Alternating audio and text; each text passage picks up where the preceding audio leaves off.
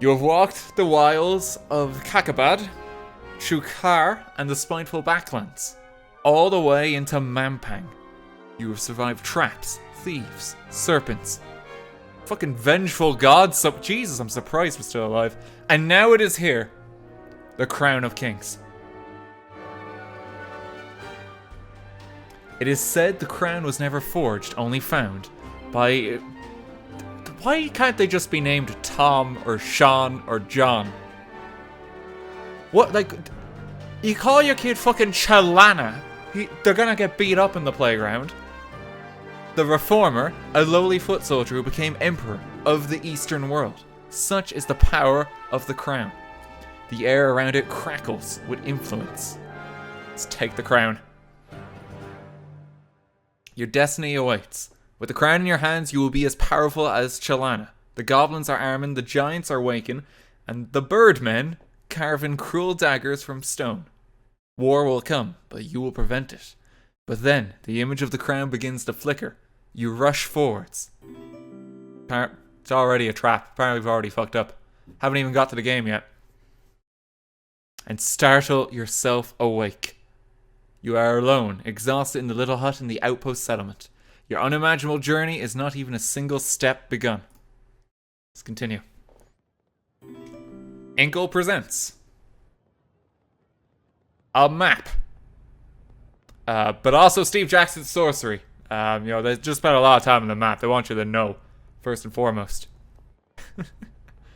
Part 1, the Tonti Hills. So, for those unfamiliar with what the fuck is going on, this is a choose your own adventure game book that has been adapted into a digital format. And I actually have the physical print books that this game is based off of. And it's actually really cool. It's surprisingly faithful to the game books, but it's added in a bunch of extra content as well. I've been wanting to stream this for ages. So let's get going. And this is the closest thing you're ever going to get to ASMR on this channel too. Because we are quite literally reading a book. Also playing it as we go. Apple Freak, thanks for 500. RT, you handsome rogue. Hope you have a great stream. And if you play a different class than that, just substitute that instead. Thank you very much. Slot, Crafterman. Slot again. Thank you for the bits, guys. Appreciate it. Okay, click your character to continue. It is sunrise. You dress, breakfast on bread and goat's milk, and collect the pack and sword from beside your bed. We can do the cool thing and test out the sword. Kind of pray for luck as if we're like terrified for our life or just leave. Please, I need some help on this journey. Before you leave, you close your eyes and raise a prayer to your spirit guide. This morning, it has the form of a panther. But what will it become once your journey truly begins? Great calm descends on you. Outside the hut, you hear the outpost settlement stirring into life. Yeah, so this is our god up here. We have the panther at the moment. I think this changes and as you go through the adventure, and we'll do particular things depending on the circumstances. We also have stamina, gold, and rations. Okay. We're just gonna trust the sword. Let's just go. I'm sure the sword is fine. Time then to depart. You lift back the flap of the hut and step into the early morning sunshine. Okay, so we gotta draw a path for where we want to go. And if you try just fuck about with it, the game actually does crack down on you. But only after a while. There we go. Just walking out of our hut. Eyes follow you as you leave the hut and walk towards the great Shamutanti wall. Some villagers are concerned because you start doing fucking laps of the compound as you walk outside. The frontiers people of this tiny settlement are well aware of your mission. Let's just greet them. You turn to them and bow. Some smile in reply, but are too afraid to approach. Others make gestures of protection. You are going beyond the wall, so they believe you to be cursed. A man is waiting on the path to the Canto... Can you not just call it, like, Smith Street? The Cantopani Gate. The final doorway between Analand and the wilds of Kakabad. You recognize the sergeant of the Sightmaster Warriors. He holds out his hand. Okay, and he's this lovely character here. These are actual illustrations from the books, by the way. Like, I just want to stress that. Like, I'm a proper nerd for this game because of how they've adapted it. Like, this is in it. Okay, greetings, Sergeant. He touches his forehead with 2 fingers. You are almost ready, he says. I have a gift for you from the king. 24 gold pieces. It is all we can spare this time. He holds out a pouch. We can either take it, be noble and take half, or just be way too noble, die in the wilds, and outright refuse it. We're going to let you guys have a bit of say in the decisions as we go here. Slot, thanks for another 500 bits. It's past 2 AM, but I stayed up because I love this series. I'm so tired. You monster. Thank you very much. People are just saying, take it. Yeah, we're just going to be selfish. Give me your money. Oh, wait, no, you accept the gift graciously.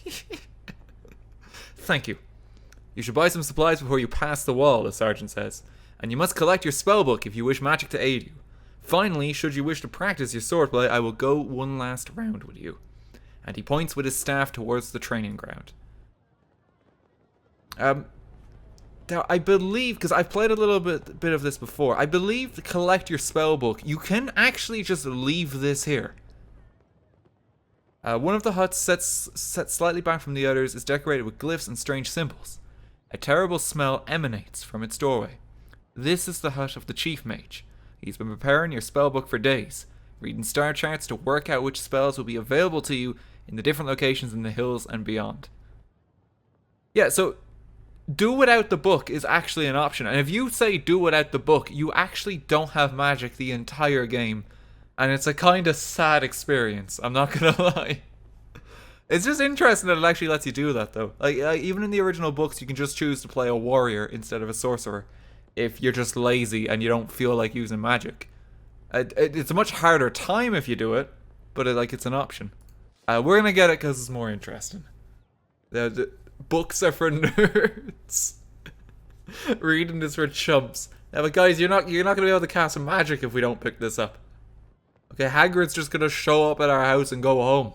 And Harry's just gonna live on, like, the lighthouse island for the rest of his life. You lift the flap and go inside. The mage looks up at you with haggard, sleepless eyes and presses the book into your hands. Do you understand how to use this, he asks. We'll just say tell me so you guys know. Tell me. Each spell is crafted through the alignment of 3 stars, he begins. The spell Zap, for example, is made by aligning Zarathustra, Aungus, and Pawnee. But that's not important. What matters is what the spell is called and what it does.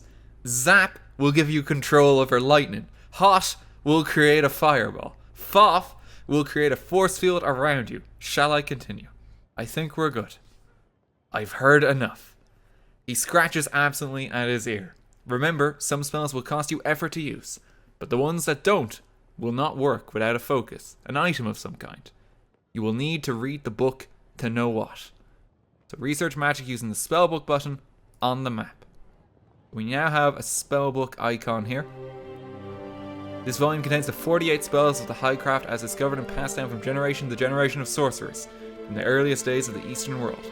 Each spell is formed of 3 letters, and each spell will take energy to cast. Furthermore, some spells will fail without the use of a particular item or focus. Now, in the original, in the game books, Steve Jackson has a go at you if you try consult the spellbook mid-adventure. It actually says and stresses in the game books that you cannot afford to bring your spellbook with you.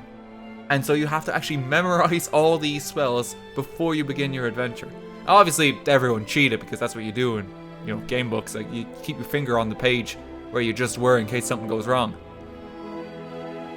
But here they make it a bit nicer for us, and we actually get to take the spellbook for us. With us. Zap, Foff, Law, Dumb, Hot, Wall. And these all cost stamina to cast. These 6 spells are kind of like the main ones that you use. They're kind of like the jack of all trades spells. Like if you want to brute force a problem, you kind of cast one of these. If you want to be a bit more specific, you have these ones here, such as Big, Walk, Dop, Raz. They all cost stamina. These ones cost less stamina because they're more specific. Megan, thanks for 200 bits. I love your streams and think you're amazing. Thank you very much. Crafted, thanks for 100 as well. Could you imagine the look of the Chief Mage's face after spending sleepless nights working on a spell book, only to find out that the hero left because books are for nerds? It would be quite disheartening, I imagine. It's like a professor you've been working with on your thesis for months and you just abandon them like a week before the deadline. And, you know, just join the sports team or something. But yeah, we have a lot of spells here. Fog, Mug, Nif, Sap, Gak, God. I believe this is like the funky one at the end, the Z spell. You never really get an opportunity to cast this one. But we live in hope. This one just randomly kills you, if I remember rightly. Yeah, but we got our spells. I actually do remember quite a few of them, so we should be okay. Let's buy some rations. Small traders in the settlement supply the Sightmaster warriors with weapons, armor, food, and clothing. You go over with the sergeant to a stall selling flatbreads and cheese. 2 gold pieces per ration, the owner says. We probably want, like, a bit of food. It's 2 gold for 1, so let's just take 4.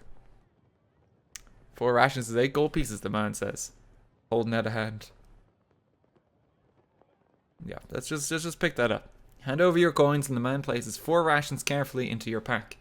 You must be sure you eat every day or you will suffer, the sergeant tells you, standing at your side. Eating more will give you extra strength, but it's not necessary. I mean, that's just advice for life. Like, you know, your mom tells you the same thing. You will suffer if you do not eat your dinner. There will be consequences if you do not eat your green beans. You're going to be fucked if you don't have your corn on the cob. Basically what moms say. Okay, let's go to the training ground. Eat your veggies. Hunger is life. You walk with the sergeant to the training ground, and he wraps the base of his staff in leather. Ready my sword. Yeah, we're gonna practice fight here. To begin, the sergeant says we will practice the stances. First, defend yourself against me. Okay, so let's just choose your attack power by dragging your character sideways. To defend, stay left fully. So he wants me to defend. I can just, like, smack the man. To start, he's dead.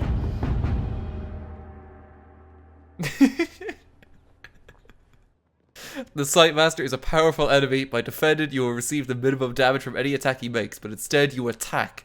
He bows. You have finished me. Excellent.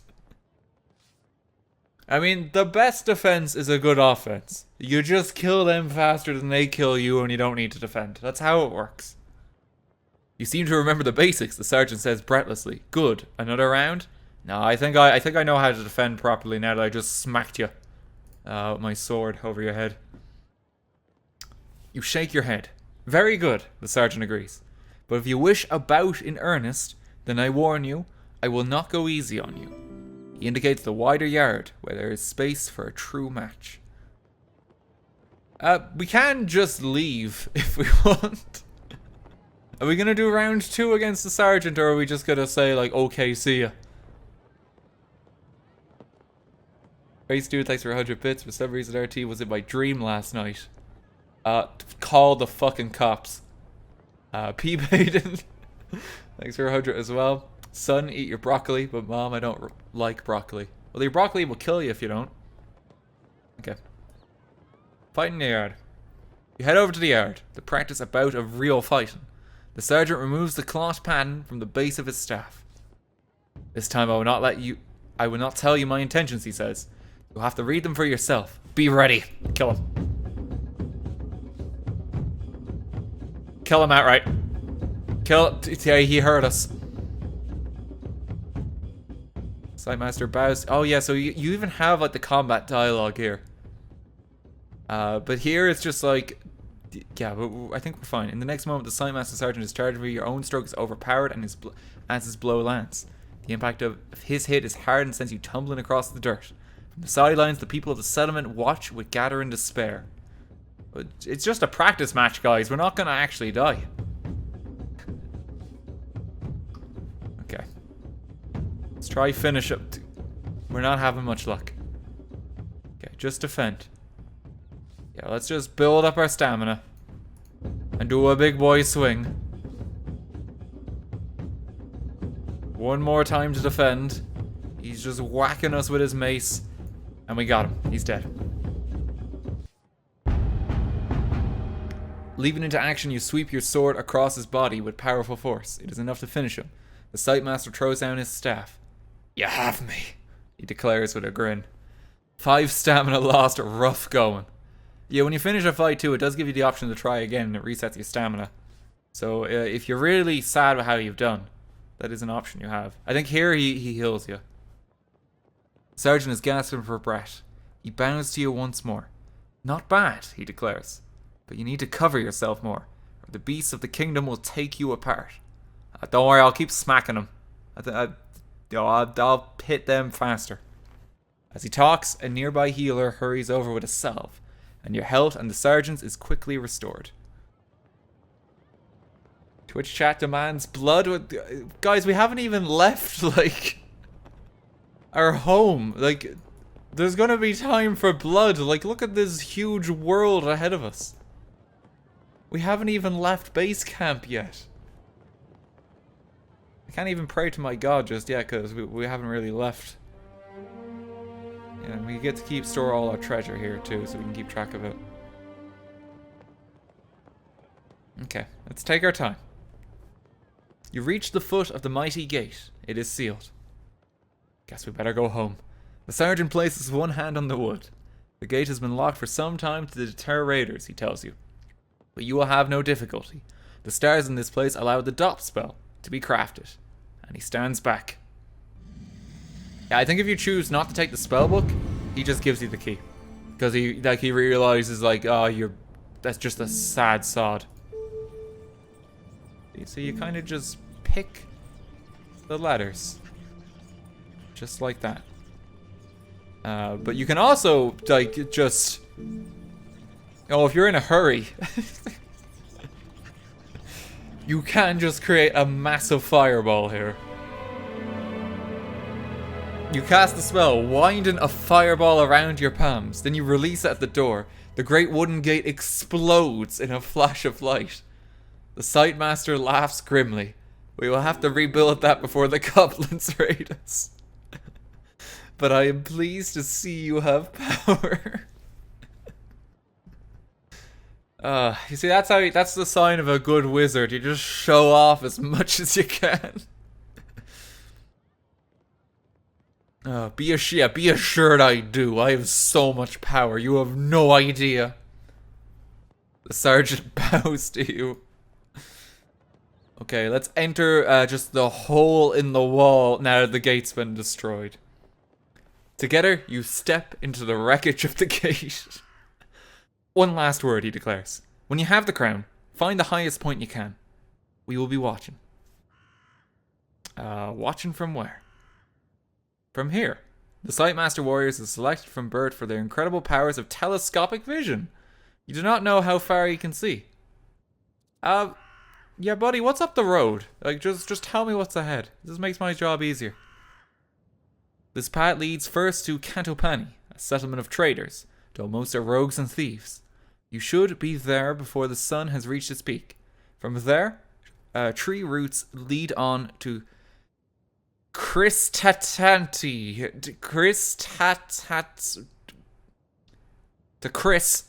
but no single route is safe. Kakabad is the land of devils. And beyond Kar, cannot see so far, he says. Once you have crossed the city port of traps, you will enter the backlands. They say that day and night there are controlled by forces other than the sun. And from Kar, too, your progress will be watched. It is time to go. Striding away, you pass through the gate. The faces of the folk watching your departure reveal the hopes that rest on you and your quest. They must be, like, freaking despairing at this point, because I've, like, injured the Sightmaster and just blown up the gate. And now the goblins are going to kill him tonight. The early morning air is crisp, and the rising sun paints the slopes in shades of peaceful beauty, concealing the evil that lies ahead. Okay. Let's go into the wilds. The path winds through slopes of wild scrubland. The countryside is deserted, and the eerie silence is broken only by the cawing of the occasional crow. There is a spell for hearing what they say, but you do not have the equipment it requires. Okay, way to rub it in, narrator. The birds appear to pause in the air to examine you as they pass. Stupid creatures, they pose no threat, so you ignore them. But they're just birds. Like, calm down, buddy. What insolent pests that rule the sky? Like, dude, I'm just walking down the road. Leave the crows alone. Barely an hour beyond the wall, and the air begins to grow foul. The Tonti hills are infested with the pestilence of the backlands. It saps the energy from your body, leaving you feeling nauseous and weak. Oh, God, we've never been outside, apparently. We have hay fever.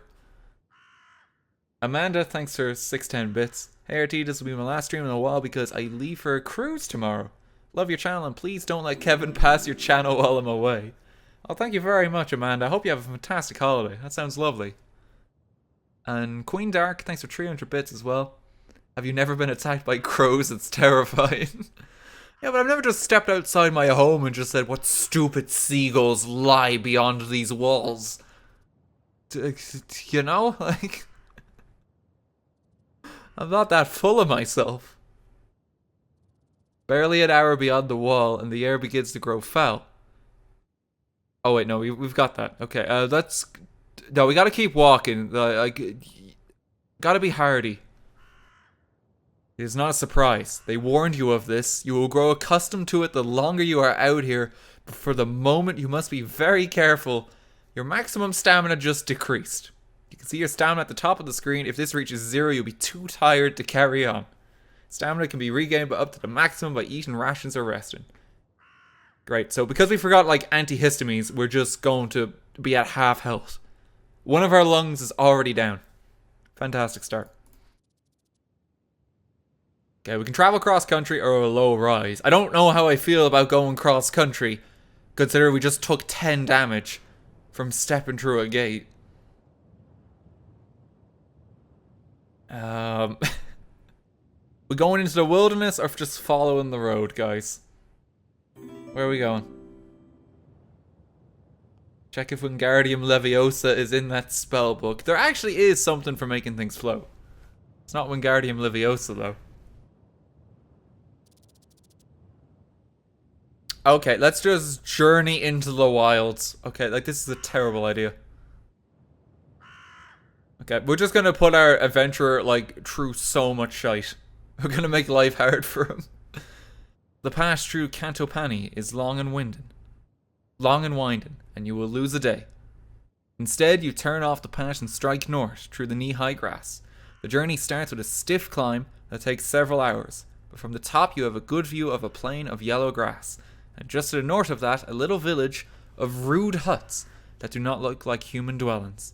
To your left, the gigantic wall looms, throwing shadows that lap at your feet. We can look at the wall or just keep walking. We'll cast a glance at the wall. Casting a glance up at its height, you see a familiar figure with his arm raised. He can see you, of course, and he is standing on the battlement so he can watch your progress. Time to strike on, then. The wind whispers through the long grass, beckoning you onwards. But there might be rats and worse in those fields, so you might be safer cutting across to the river and following the bank. I like to imagine, like, the site masters just looking at us, like, walk out of the gate, have a coffin fit, and then just veer off the road. Like, he just told us to go to this village, too, to, like, stock up on supplies. Like, he just saw us, like, flip him off and just walk across the hill. We're going for the longer grass of the riverbank. Which way? I think... let's head towards the river. Go this way. You crest the rise, heading roughly north towards the riverbank, where you should be able to pick up the path once more and make faster progress. As you head down the hillside towards the riverbank, you spy movement in the distance. Something is happening at the water's edge. Let's just set up camp here. You stop where you are and strain your eyes to look. Figures. Men? But they move too fast. Our guy's very dramatic, apparently. They move too fast, flitting across the riverbank like sheets snapping in a breeze. Let's just keep watching. Let's see what's going on. You wait a little longer until you are quite sure. The creatures are floating and moving through the air, but they seem harmless enough. Your guess is that they're fishing. Let's just say hi to, like, the flying imp things by the river. Let's go. You begin to make your way down the hillside. The grass gives out and turns into scree and gravel, with the occasional patch of sharp gorse that tugs and snags at your tunic. There is barely earth, just sheer rock. This place is a thinly disguised wasteland. Then suddenly, your foot slips and you lose your balance. Beneath your feet, the slope has turned into a steep drop and you are sliding down it. You only have seconds to decide what to do. So let's pause the stream here. They're going to go for a water break. We're going to take 2 minutes. Cast your votes, Twitch chat, as we take our time. We could stab our sword into the ground, try to fall well, or cast a spell. What magic have we got? What's even going to help here? Like, I don't know what spell is ideal.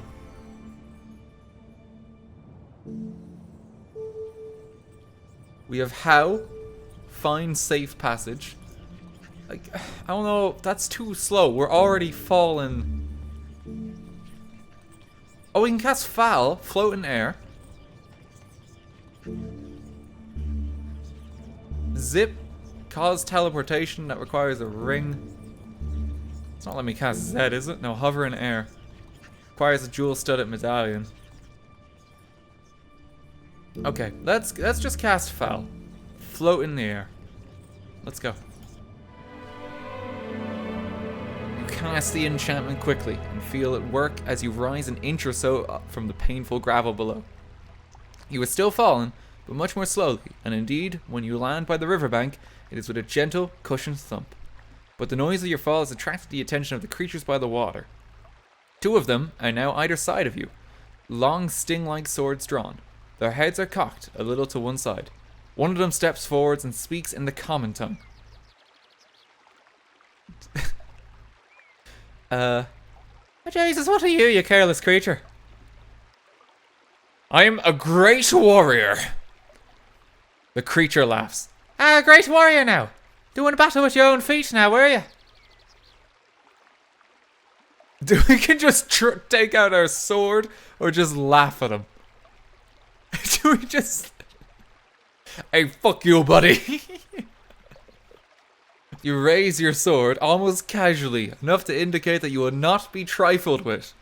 Ah, Jesus, you better be careful with that now, the creature advises arrogantly. You wouldn't want to cut yourself.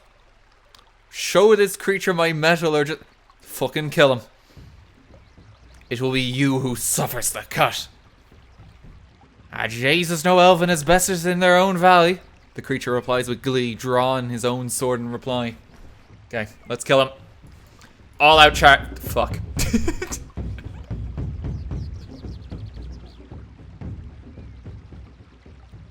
Okay, just defend. Just defend. All out charge. God. Just defend a little bit. Just, okay, get him with a gentle cut, yeah. That way we don't lose too much stamina, and now we go all in. He's dead. You show no mercy. You spin around, bringing your sword backwards across his skull. The elven gasps his last as you run him through. We just killed this guy who was trying to fish next to the river. Well, we did it. We're a murderer. As you wipe your sword on the tunic of the dead creature, you see the second creature gesture into something behind you. Wait, weren't there 3 creatures by the riverbank before? A moment later, something strikes you on the back of the head. Then everything goes black. Uh-oh. Oh no, we've been Wait, I'll run this way. No, run. Okay, we've been captured already. This is a bad start. Still halfway between sleeping and waking, you feel the presence of your spirit, the eagle. Oh, the panther's gone now. Close nearby. Its form has changed since you left Analand, just as you have changed, but it is still flying beside you. In the temple, they taught you that a prayer to your spirit could heal disease, lift curses, even save you from certain death. A prayer now would perhaps be wise, but the spirits are not generous and decline to help often. I can pray for healing right now. Okay. That's good to know. Let's just see where we are first. You are tied up on the floor of a hut, and you are not alone. Nearby, you hear the scuffle of many feet. Let's just look around real quick. You flip open your eyes, taking care to lie still. You see your belongings lying a short distance away in the dirt. Around you patter tiny feet, and a few more feet hover a few inches in the air above the ground. Elvins, then. Yeah, this is pretty bad. The eagle's only offering to heal us right now. It's actually not that helpful. Crafted bit likes it at 100 bits. The spirits just sound like Twitch chat in general. Yeah, they don't often help, do they? Let's just sit up best we can. You sit up trying to rub your head, but of course you can't. Your hands are tightly bound. Seeing you stir, a creature by the door jumps to its feet, then jumps above its feet and hovers in the air, watching you. Wait to see what they do, or release me, or taste my rat. I've got a big eagle. He's gonna mess you up, son. I don't know if this is gonna help. Release me or taste my rat, you growl, mouth half in the dirt. Guard leads out the doorway and calls sharply. Soon a small crowd has gathered around you. This is embarrassing. They all have the same hairstyle. One, evidently some kind of leader, floats over to you and plants a blow in your stomach. That's for our kinsman, he chitters. He was a fool to provoke you, but you shouldn't have scolded him. You did not need to kill him. Well, I kind of just wanted to kill him, honestly. Like, he was just fishing peacefully. Like, what was I supposed to do? He would have killed me. He died too easily to prevent it. He was easy pickings. The elven chief spits on you. He makes a gesture to the other elven who approach. You tense, expecting blows, but instead they open your back and begin to sift through the contents. We will take the price of our man, the chief declares. We are creatures of joy and mischief, but today we will do nothing but trade. Put my bag down or I will kill you all. That is fair. I will trade with you, but untie me first. What if I bait them to untie me and then I release the eagle? Can this be our plan to get out of here? Squidly, thanks for 200 bits. Chat has it in for you, just like they have it in for any other living thing in the game. Yeah, this is our plan. We're gonna try win their trust and then murder them. I will trade with you, but untie me first. The chief shakes his head. I do not think we could trust you to your mercy, can we? The elven root through your things with brutal efficiency, taking what they fancy and tossing the rest back to you. Then they pack you up and carry you out of the village, leaving you in a pile on the side of the path like a sack of waste. Are you come the fuck back here! You call out after them, threatening their village, their necks, their very souls. Almost as an afterthought, one returns with a bared knife. For a moment he holds it near your throat and slices the bonds around your arms, and then he turns and runs off into the trees. Okay, get him, eagle! Well, it can only heal us right now. Okay, let's get up. Oh my god.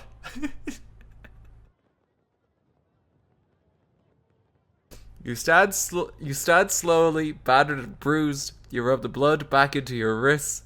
Then finally you look through your pack. Your provisions have been taken and all your gold has gone. Still, there are small mercies. You still have your neck, shoulder in your pack. You start to walk once more. I should have called the eagle sooner. I think the eagle might have helped us. Or, at least, like, just cut the ropes or something. Okay, so now we have nothing. We're badly injured, we're suffered from hay fever, and we've lost all our supplies. You hurry away from the scene of your humiliation and reach the river once more. But now the path goes across it. Beyond you can see a long, wide track with trees lining the left-hand edge and a wide field of long grass on the right. In the far distance, a curl of smoke indicates a village. The evening is beginning to draw in. It will be good to reach town before the light is gone. Yeah, test the bridge. Let's just be a bit cautious. Before crossing, you make sure to test the guy ropes. The guy ropes of the bridge to ensure it is sound. But it seems safe enough. Satisfied, you make your way across the boards. In the middle of the bridge, a man stops you. "Halt!" he declares. "This is my bridge, and to cross, you must pay the toll." We have nothing. "I will pay nothing," you declare firmly. "Do you think these bridges built themselves? Do you think it's easy living out here, an outcast of Chris, trying to feed my children, when barely anyone takes these paths anyway?" The man is nothing better than a beggar. "The toll is just 1 gold piece," he says. "It's very reasonable." I have no money. Can I just tell him I have no gold and maybe he'll let me cross? Like, maybe he'll take pity on me? Like, look, buddy, I know how that feels. "I have no gold," you tell him. He pulls a face and stands up straight, suddenly. "Oh, you don't? Oh, well, never mind then. Have a good day, stranger." Oh, well, he takes pity on us. And with that, he strides away whistling. You head off down the bridge and back onto the path, none the wiser. You have a long way to travel today. Oh, we're doing good. He took pity on us because we're already poor. God, I wish I had money. I wish I still had my supplies. The path continues along the side of a line of trees. Suddenly, an acorn lands in your head and you hear a tittering from overhead. The eagle grant you strength, more elven, in the trees, hurling acorns. Should we just be as, like, violent and angry as humanly possible and see how long it takes for the game to properly punish us and kill us? Although with that said, we are almost dead already. I don't know if that's the best of ideas. "You piece of shit!" Hurling abuse up into the tree only earns you more of a pelting, including an acorn in your open curse. That's gotta hurt. Oh my god. The creatures are too high up to grab by the neck, unfortunately. I have magic. Is there a spell for strangle? Can I just... What have we got? Fog. Summon darkness. Foth. Create a force field. I don't think we have hot. We got zap. We're very badly injured though. That's a half our health if we cast this. I don't know if this is the best of ideas. Fuck him. Zap. You cast the spell and fire a lightning bolt up into the trees. The limb on which the elves sit rends in an enormous explosion, and the tree bursts into flames. You break quickly into a run to avoid the rain of burning branches. You quickly leave their screams behind. Jesus Christ, our guy has anger issues. Eagle, I need your help. I'm so badly injured. Thank you. I'm worried I'm gonna die if I'm not careful. The sun is now just past its zenith, and everywhere, a dusty heat rises from the baked earth. You begin to think about where you will stay for the night. Another sleeping out in the open would be best avoided. But you see a small village set into the hill. Let's look at the village. We should probably consider this. Considering that we have, like, nothing. And I think avoiding the village might be bad because we won't have any food. Smoke rises from the stacks. The houses are well set, with stone at their bases and thatched roofs of grasses and thick leaves. There is, unusually, more than just the one street running through the center of town. But it is as though this place, once rich, has had its heart scooped away.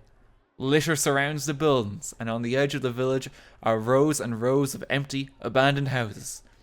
You continue your slow trudge along the path. This just sounds like a ghost estate in Ireland. Like, they're not that uncommon, guys. We have those all over the country. There's just rubbish everywhere and houses where no one lives. What a beast, thanks for 105 bits. The chief is so disappointed he watched that all go down. Ah, God. Yeah, should we enter the village? We should at least try. Maybe we can get some money or something, or steal. You walk into the village. Young hill dwellers pass you and stare at your strange clothes. Keep your hand on your sword hilt to give your reply. Let's look at the people. Their own attire is rough by comparison to your gear. They wear their hair long, but piled up on their heads. These people are ghastly poor. The village is like a ghost town, here on the knife edge of the backlands. If you do not recover the crown, you would do well to burn this place to the ground. To spare the people a worse fate. Jesus Christ. Even the narrator is in on it now. It's like, yeah, you should just put these people out of their misery. Just kill them all. Okay, we can rest at the inn or talk in an alehouse. We don't have any money for the inn, so we should probably go to the alehouse. Walking down the single road, you quickly find a hut with its front covering pulled wide open, and the smell of brewed beer coming from inside. You go in. Several hill dwellers are here, talking gruffly. When you enter, they watch you with animal-like suspicion. Oh God, these people aren't looking too good, are they? The owner of the hut comes over to you. Welcome to Tonti, he declares. What you want? We can greet the owner or sit with the hill dwellers. I mean, we'll try entertain them. Murky, thanks for tier 2 for 2 months. Appreciate it, man. Slytherin, thanks for 100 bits there as well. It's free real estate. Yeah, let's just greet the owner. Give me whatever you have. Airless 1 gold piece, he answers. Please sit. You go over to the table where the hill dwellers are. I can't afford ale. Eagle, can I pray to you for money? No. Your spirit is far from you now. You must wait until they return for further aid. Okay. Are we talking to the old boy or the young boy? Where are we going? Sean, thanks for the bits there and just the message. I will tell Rihanna. Thank you very much.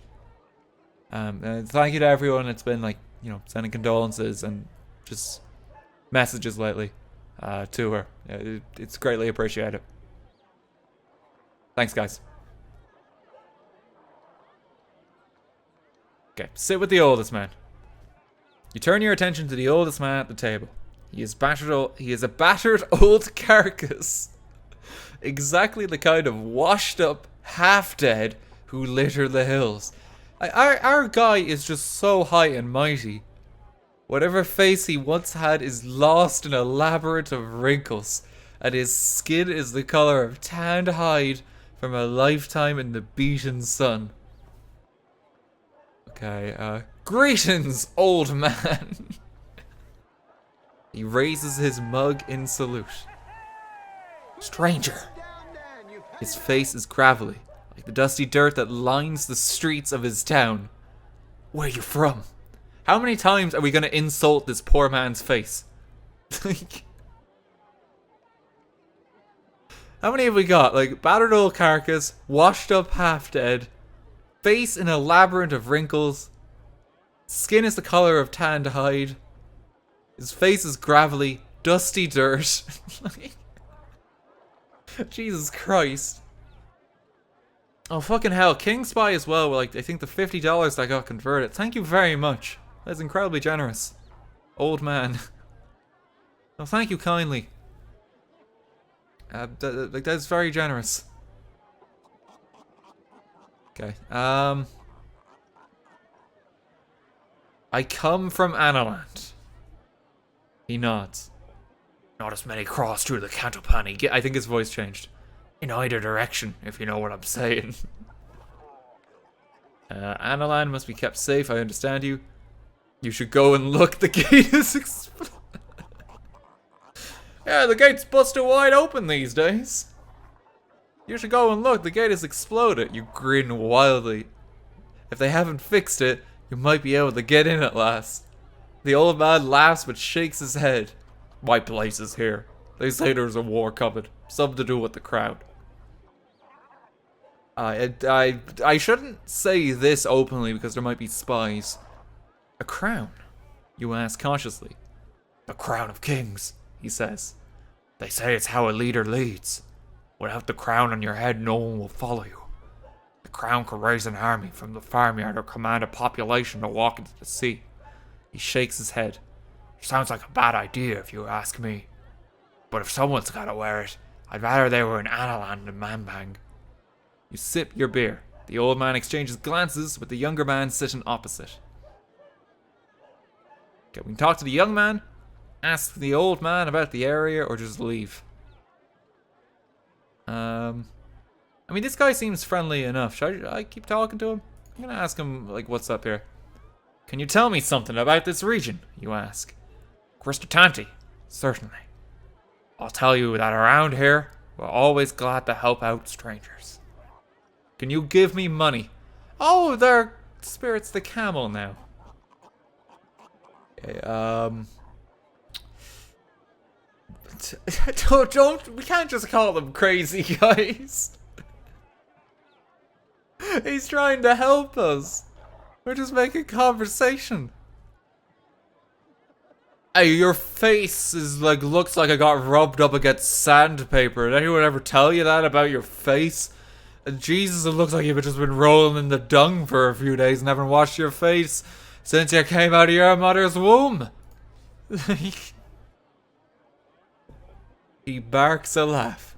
Well, I certainly am. And so would you be, if you were my age. With that, he finishes his beer and gives you a stare that makes it clear you aren't welcome anymore. You finish your beer in a single draft and get to your feet. You make it to leave the inn. The owner stops you, holding out his hand. The only option is to knock him aside. I don't even get to hear this guy out. It's just, get out of my way. You knock him easily aside and he staggers against the bar. You step out into the street. But the villagers of Tonti are used to tyrants and they do not stand for it. He strides right back out again and knocks you back yourself. Oh god, we've made no friends. This is no time to draw your sword or launch a fireball. Your fists will have to do. Punch him in the face.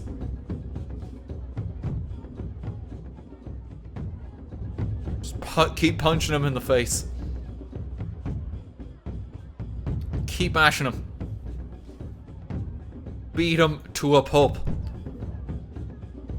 We got him. Launching him again. You grab him by the scruff of his neck, then knee him in the groin. Then you land a hit on his chin. The innkeeper spins about once and falls down on the ground, clean unconscious. Oh my god, why did we have to beat him up?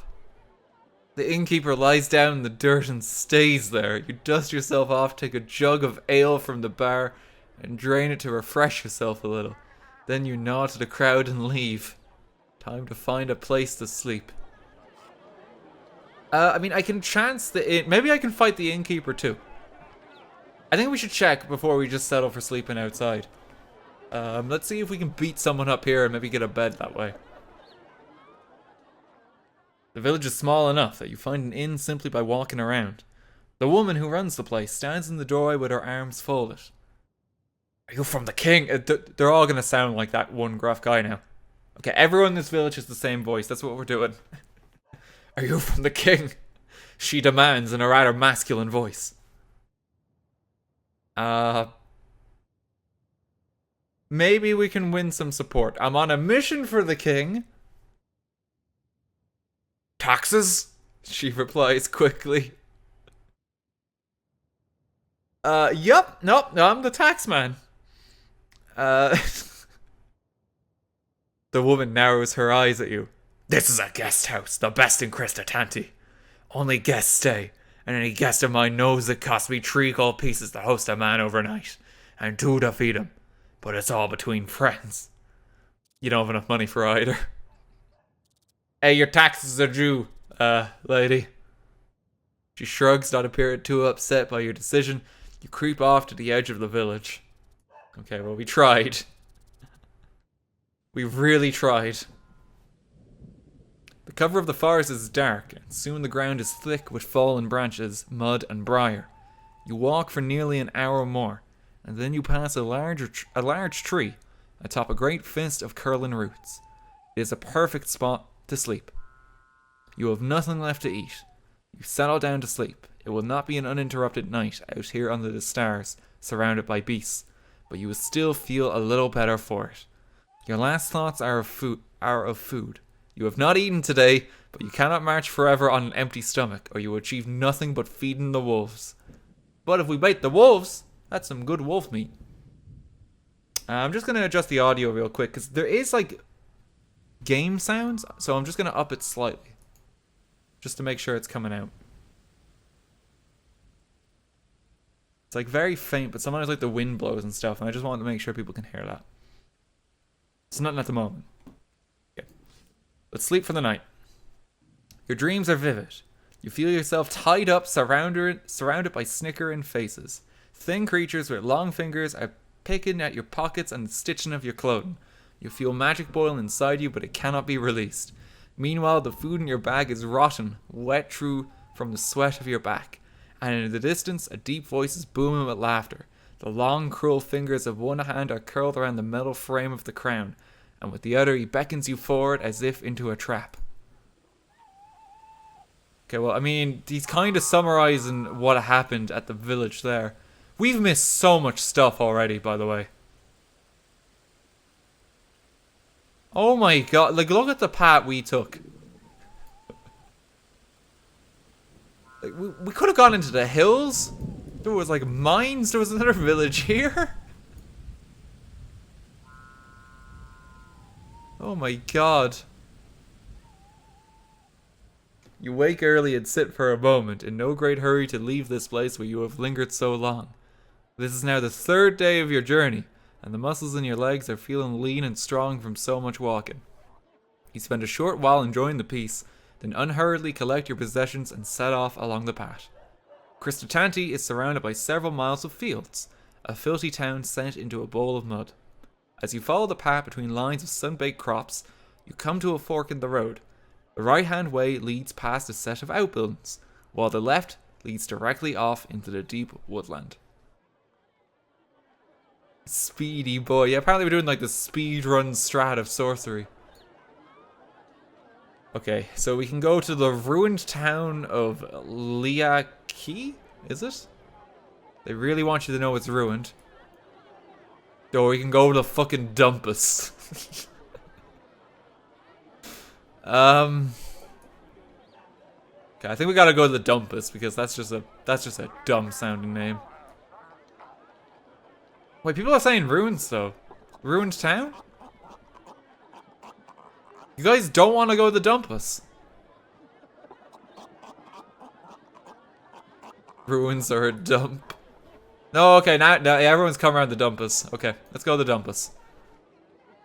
Your journey is too important to slow down by talking to locals. You must pass unseen, and so you disappear into the jungle of tall trees. For a short while, the sun is feverous, and then you are between the trees once more, and everything becomes cool and stiff. You walk for several hours uneventfully. This is land that was never settled or explored, and very few travel this way. In places, bushes and shrubs have grown over the path. We can move cautiously or just swing our sword like a madman, announce our presence, any mountain lions that are following us, and just make a statement that we are not afraid. Moving carefully forward, you use your sword to cleave the bushes. Your progress is quick, but silent. Oh. How is that silent? You're swinging your sword around like a mad... Okay, I won't question it. Trust the camel. Then you come to a fork in the road, still deep in the forest. Fork in the forest. Oh. Someone has thought to make a sign, perhaps as a guide, or perhaps as a warning. The way to the right is marked for Dumpus. A left turn points to Aliana. Neither way seems the better trod. You will have to choose. I mean, this looks like a dead end if we go this way. Because I reckon we'll go this way and then we'll probably go back out to Dumpus. So let's go... Though people are really insistent we just beeline for Dumpus. I think we might be okay to go down here. People are very concerned if we don't get the Dumpus on time. Like, for fuck's sake, get the Dumpus.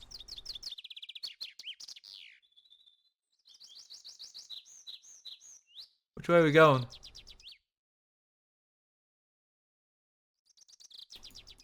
Please, Dumpus. Dumpus or bust. But what...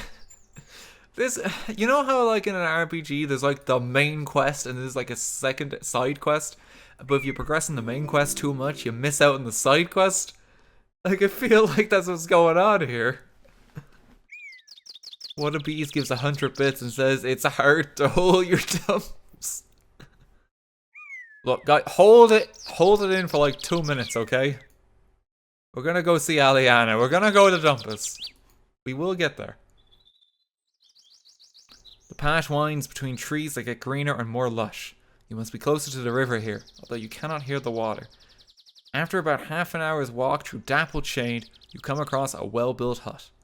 Flowers decorate its walls, and the door has been painted with ornate designs. The path ends here. Okay. Let's just knock on the door. You approach the door and knock, there is no reply. Give up. Let's just have a look. Scout around it. You perform a swift circuit around the hut, but find nothing unusual or concerning. It seems to be what it is, a hut, set by itself deep in the forest. But for someone to survive out here on their own, surrounded by the beasts of the jungle, they must be someone quite powerful. Let's go inside. You push open the door and stride inside. Enter the house. The hut is neatly laid out. You detect the touch of a fastidious woman. Chairs are set around a table as if for guests. A mattress lies in one corner, and a large kitchen area indicates that whoever lives here, they are fond of cooking. Take what I can or just call out. I feel like if she's powerful and the game's made her out to be powerful, we should probably call out first. Wow, chat is almost unanimous to just loot everything she owns. Guys, we're gonna get in trouble. Like, we gotta try and make at least one friend. Okay, and this person's probably like a witch or a sorceress or something. There's something going on here, okay? Sosa, thanks for the 5 quid. You're the best and coolest YouTuber / streamer. Keep being you. Thank you very much, Sosa. Glad you're enjoying the content. Okay, call out. Hello, is anybody there? To your surprise, a voice answers quickly. Who's there? Who's that? I warn you, I am armed. Let's just locate the speaker. We're trying to make a single friend in our life, and it's gonna be goofy. Looking into a corner hidden by a large cupboard, you see a cage in which a young woman is imprisoned. Good stranger, she pleads. Let me out of this cage. I'm begging you. What happened to you? I'm sure you're there for a reason.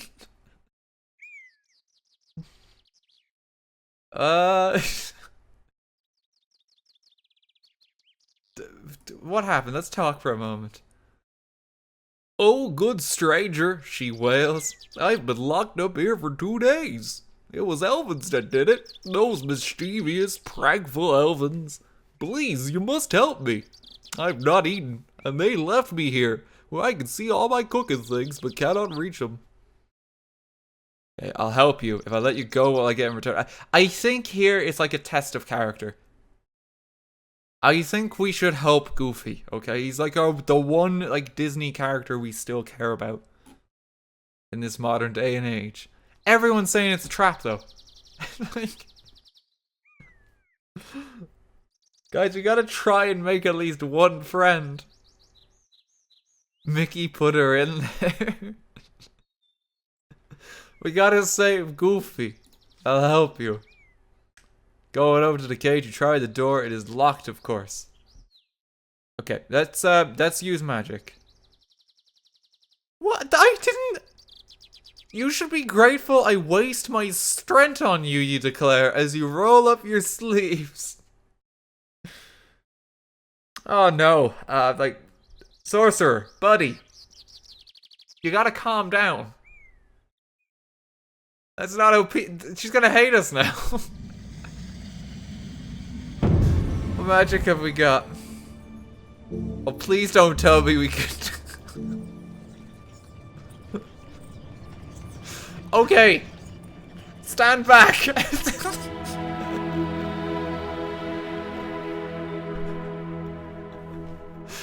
You summon the spell and point at the lock. The woman must know some magic as she realizes what you are doing. Wait! She screams. Don't!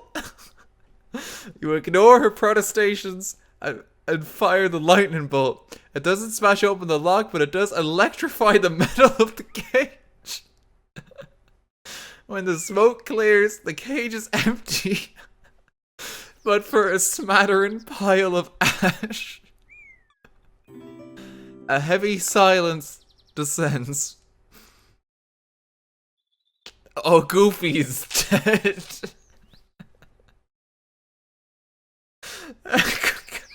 Okay, let's search the hut.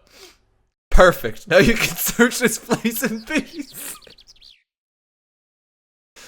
We get to carefully search the drawers and cupboards of the hut. It is very empty. Perhaps whoever locked the woman up robbed her themselves. All you find is 2 gold pieces and a pouch containing soft brown sand.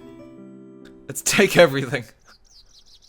You pocket bolt and turn to go. You leave the hut and its terrible smell of death. You retrace your steps to the last junction where you turn the take to the path, the Dumpus.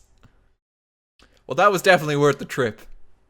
We didn't make a friend, but we did kill an innocent person stuck in a cage. Oh, may Goofy rest in peace. Squiddly, thanks for 200. Even your own character is trying to die. One of these, thanks for 100 as well. I don't feel so good, Mr. Stark. And Apple Freak, thanks for 200. I think Sorcerer is a bit generous for your character. Maniac is probably a better descriptor. Also give Rihanna my condolences from Mr. Wiggles. Thank you very much, Apple Freak. Yeah. I'll be sure to pass along any messages in this stream tonight for Rihanna. Like, thank you very much, guys. Oh, God. Okay. We killed an innocent lady. Nice. You walk for several hours, following the twists and turns of the path through the trees. Then suddenly you stop. You have heard a noise up ahead. Something is moving around between the rocks at the edge of the path. We can walk on, we can wait and look, or just... We're just gonna be so... Take out our weapon. You draw your sword and are glad you do so because a moment later you are attacked. In a flurry of foliage and dirt, a rat bear leaps from the undergrowth. It is much closer than you thought. Its sleek black fur allows it to hide in the shadows until it is almost upon you. You bring your sword up to bear. Smack him! Smack him again! Okay, just defend.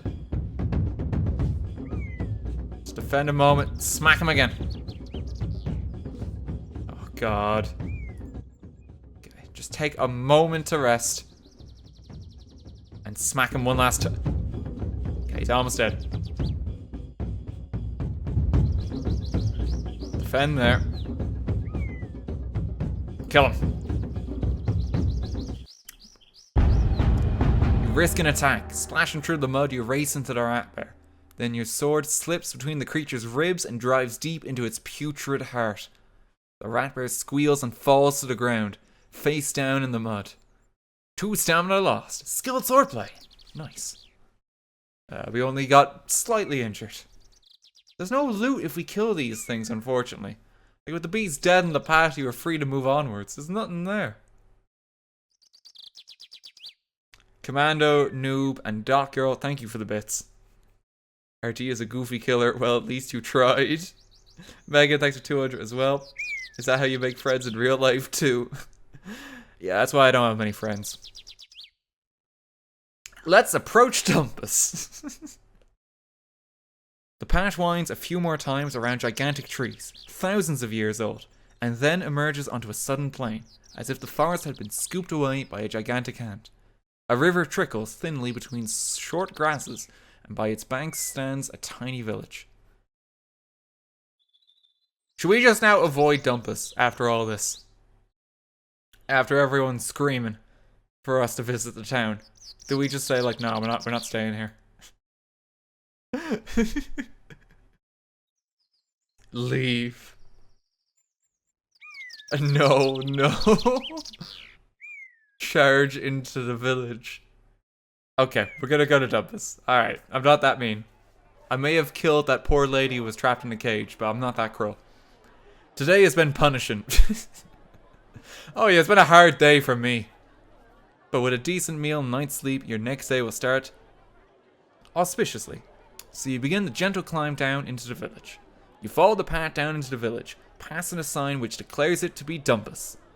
The streets are thin and narrow and the buildings have been set close together, as if trying to withstand a storm. There is a terrible smell hanging in the air. All in all, it seems an unpleasant place. But nothing changes the fact you desperately need shelter and rest. Your day has been punishing, and you're almost too weak to stand. Yeah, we kind of need to spend our gold here to not die. Let's just quickly explore the village.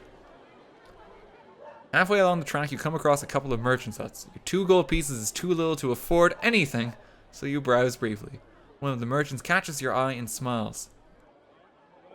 What voice are we gonna give him? Work. Look for work? Is there any work to be had here? Is there somewhere I can go sleep? Nothing. Well, traveler, what is it you need? Okay, we'll give him that voice. Give him a Donald voice. Yeah, I can't do Donald. That's like a constipated duck making a quacking noise. Okay, what voice is that? Oh no, my vocal cords are bending in ways they shouldn't be bending. Okay, is there any work to be had? The merchant sizes you up. You look like a good worker for me. One of my friends needs some digging doing. I'm sure he will pay you and feed you for it. Sounds like hard work. You won't get paid for free, the merchant replies, carefully wrapping away his merchandise as he talks, as if expecting you to steal something. I mean, considering our track record at this point, I'm not surprised that he's suspicious of us. He stares at you. So? He asks. He looks over his shoulder at the path. I'm going that way now myself. You coming? Okay, let's follow the merchant. We got a job. We need some money. He leads you to a house in the edge of the village and introduces you to the householder, a stout man who is probably incapable of lifting a spade, let alone digging with it. What is it you need doing? Cesspit, the man replies. Oh, buck. Needs digging. How much you paying? Well, the man replies, it's pretty urgent. The old one's overflowing. This guy is pooping so much and he's just nowhere to put his poop. This is disgusting. Okay, I'll get started. I need the money. Spades out back, he replies with a jerk of his thumb. You walk through the man's house into the back garden. The smell is terrible. The job is not just to dig a new cesspit, but to dig over the old one. It's going to be several hours work that'll probably take the whole night. You collect the spade stuck in the ground by the hole. Yeah, let's use some magic. Let's use some magic here. Because, like, I don't want to be here all night. No, I'm too badly injured.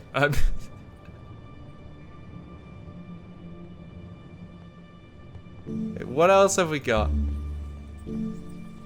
Cause strength requires fire water.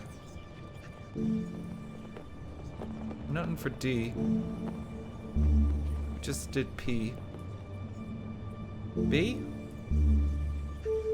Oh, B! Grow in size! Maybe we can just use like our hands and pick it all up. Yeah, like who needs a shovel? We just got massive hands. You cast the spell and wait for it to take effect, and you feel the spade turn from a heavy tool to a mere toothpick in your hand, as you swell to 3 times your usual size. You have the digging work done in barely any time. Perfect. You go back into the house and collect your money, 3 gold pieces. The grateful householder also provides you with some food, as well as space on the floor to rest for the remainder of the night. Oh, thank God. You settle down happily and are quickly asleep. We actually got a good night's rest. For the first time in a while. We made a friend, and all we had to do is dig a shit pit. You dream strange dreams as you sleep.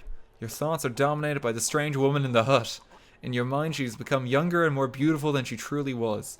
Flowers seem to blossom from her hair, as though she was grown from the earth herself. Overhead, you fancy you hear the flap of giant wings. The birdmen came for the crown. Perhaps, before this journey is finished, they will come for you. Oh God, yeah. So we're gonna just murder that lady, but you know, we'll still have sweet dreams about her. That seems reasonable. Oh, the eagle is our spirit once again too. Okay, let's leave Dumpus. You rise early, dismiss the attentions of the householder, and head out into the street. Within a few minutes of walking, you are out of Dumpus and back out onto the road. After another hour or so, the way branches, with one path leading up into the hills, and the other turning downhill and along one side of the barren, stony ridge. Is that a village you can make out on top of the hill? Seems a lonely place for it.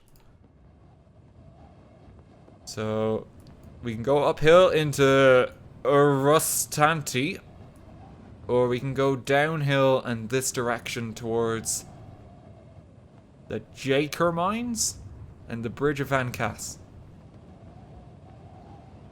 There does seem to be a path through the village here too, so I'm not sure what way we want to go.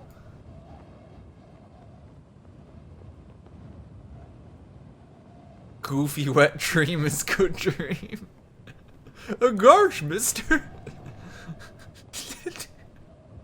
You seem to be having some sexy thoughts about me. No, that's fucking cursed. I'm sorry. Oh no, we should not have gone down this path. Sexy Goofy. It's a mistake.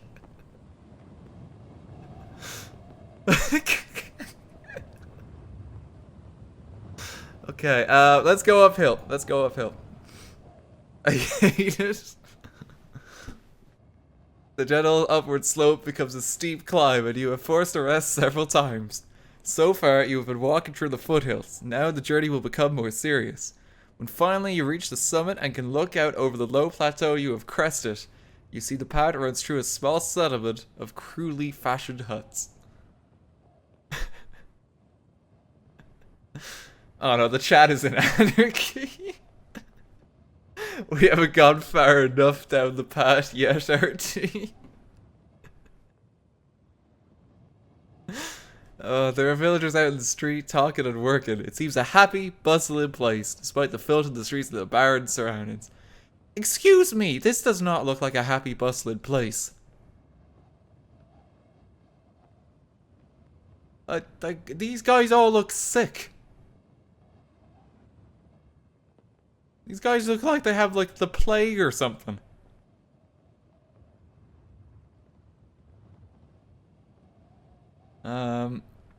Just watch for a while longer.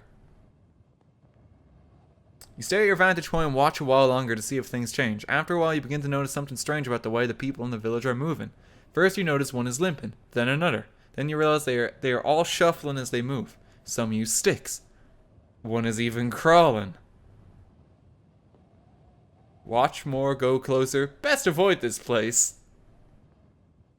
I feel like I should go, because like these guys are gonna have like leprosy or something, aren't they? God, they actually have the plague, don't they? Oh no, we should go. Yeah, we should go. You have seen enough. Whatever the village's situation, it cannot be a happy one. Taken to the low scrub, you walk a quarter circle around the village to the far ridge. Just look back. Looking back, you can now see the village a little closer. There are red crosses marked on some of the doors. It is a sign of the plague. You shudder, thank your spirit, and move on. Fucking called it. The path turns down a steep scree slope and into some trees. Dodged a bullet. It's difficult to see the way ahead through this tree line, but you trust to the course, and eventually the path bursts out onto a narrow stone ledge, high above the valley floor. The ledge leads left and right. There is no way forwards. Okay, well, we can look both directions. Looking left, you can see that the narrow ledge is formed by a splitting of the rock that leads all the way down to the misty valley floor. If there is a path up the other side, it is not clear from here. Look right. Looking right, you are taken aback, as out of the mist that fills the valley, an impossibly wide bridge looms into view, as if it had only now fallen into place. It is made of planks and thick ropes, and is suspended from this peak to the peak on the other side. Who could have built such a marvel, and how long ago? Look at the bridge. You take a moment more staring at the bridge. It forms a delicate curve across the valley, swaying very slightly in the wandering wind. But the more you look, the more it seems too perfect. Could such a bridge possibly exist? Or is it mere illusion, to trick the incautious traveler? Then it is time to move on. Getting to your feet once more, you take a moment to find your balance before moving on. One slip here and you will fall a long way down. Just thanks to all the subs that are just coming in there. I'm spotting quite a few that are just kind of coming in quick succession. Thank you very much, guys. I reckon there's more people making the stream for the first time just because of the time difference at the moment. It's good to have you here, though, folks. Thank you very much. Okay, we go in left or right? We can go into the valley or to the bridge. I think we should go into the valley.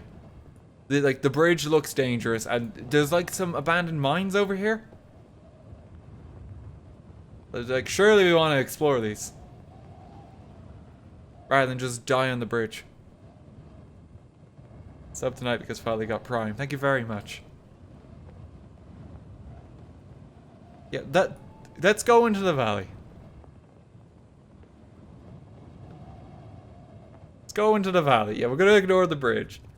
The bridge seems untrustworthy. Should anything happen while you are halfway across it, there will be no escape at the last, most final kind. Better to walk. You make your way along the stone ledge. The angle is steep and it's hard going not to stumble. At the valley floor is a dried up river, covered in worn stones honed by water that is now long gone. Small caves open in the rock face nearby, with rusted machinery abandoned outside. There was mining here once, but it must have been a long time ago. A wider track leads up the far slope. Yeah, let's investigate the mines.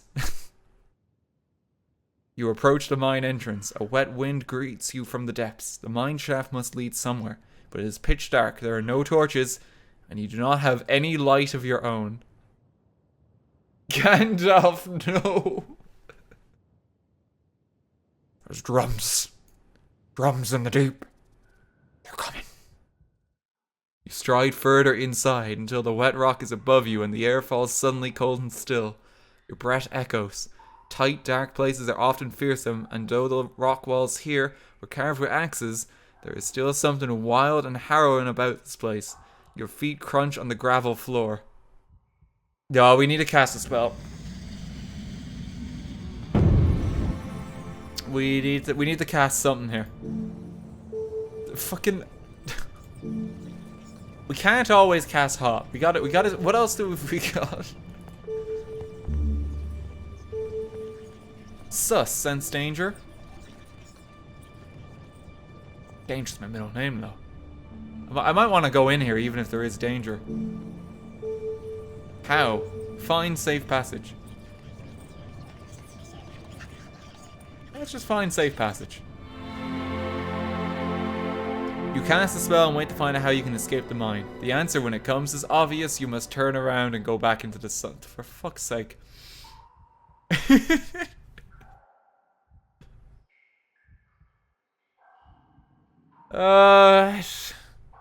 We're going in. Oh no. You go a little further into the dark, feeling your way along the left wall. Then you hear something, a deep resounding growl. The walls shake, there's a scrape of claws on stone and another noise like fluttering, beaten sails as though a ship fought against a gale.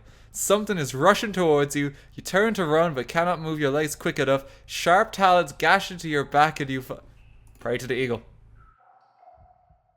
Pray for healing.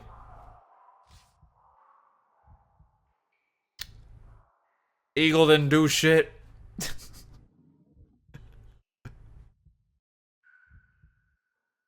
Well, we're dead. No decision is permanent. Click the rewind button at any time if you want to scroll back and try a different path. Okay. Let's rewind to just where we were. Okay. Let's try a different spell. Why not hot? Maybe hot is just the answer every single time we can. Just chuck a fireball. Hot. You cast your spell, creating a fireball in your palm that fills the mineshaft with light. Looking ahead, you see that the passageway splits into a T-junction, with turnings left and right that lead away and downwards into the mine. But then, approaching up the left passage, you see something. Huge eyes and clawed feet. Then it growls with hot, malicious rage. It is rushing towards you. Why would I just stand still, like, in this scenario? Let me get a closer look. I want to make sure that this thing is trying to murder me and intent on doing it. Hurl the fireball. You toss the fireball towards the creature. There, the smell of burning flesh and the monster roars in pain. Oh, maybe then the smell. I think that's a typo. With an almost human sound. Before it can recover, you turn and run out into the sunshine and up the path, hoping it will not follow you. Okay, let's make our way out. Your breath is short and your heart is hammering as you pause halfway up the valley slope. A small wooden hut is opposite, set a little way back from the path. Let's look inside. You stop to watch the hut, dropping behind a bush out of sight as you do so. After a few minutes, you see a troll emerge, ducking to get through the tiny frame of the building. He is clearly guarding something around here, perhaps a mine, or perhaps he was stationed here long ago to guard a city that is now crumbled to ruin. Shake and bake, thanks for the 100 bits, man. Appreciate it. Could have been a person. Well, it had talons. It tried to murder us. I'm not gonna let it live. Okay, let's wait to see what the troll does. The creature stands outside the hut for a few minutes, looking this way and that, his colossal head turning with the speed and dexterity of a mill wheel. Then he stomps away around the curve of the hill. You probably have a few minutes before he reappears. Go inside. You seize the opportunity and race over to the hut to see what you can pilfer. Inside you find it is a barren shack. There is a low oak table in the center and no windows. There is no door. A pile of blankets in one corner is the only nicety. Look at the table, look at the blankets, search the blankets. We don't have a lot of time. Search the blankets. You lift the corner of the blanket with the tip of your sword and hidden away you find 3 gold pieces. Most likely the troll's pay for the entire year. Take it. You take it quickly and drop the blankets back as you found them. The creature will be back at any moment. You should go. I'm so greedy. You peer under the table and find nothing but the discarded scraps of rabbit bones and fur from the troll's meals. Okay, let's go. Let's go. You've been here long enough. Quickly, you turn and hurry away just in time to see the troll returning from its patrol around the edge of the hill. It hasn't seen you and is too stupid to notice anything you might have moved or left out of place.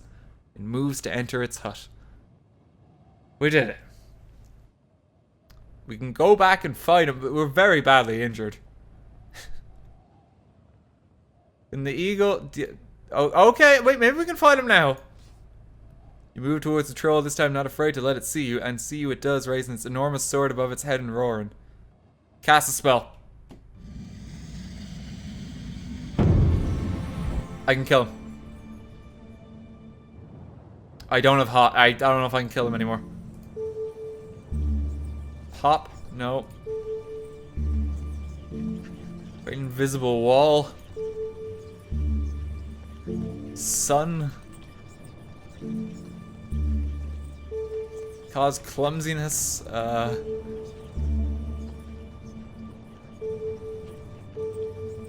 Walk. Create a shield. We don't have a spell that we can use to just kill him instantly here.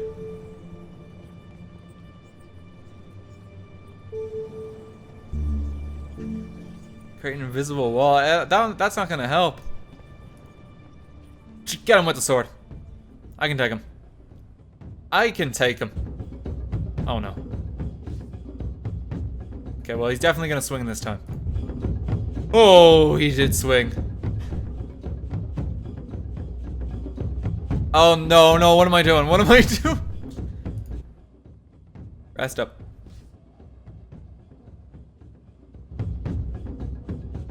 Oh, bollocks. We're taking a lot of damage. No, I thought he'd attack.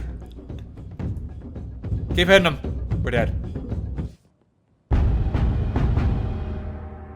The troll is fighting for his life, but fighting hard.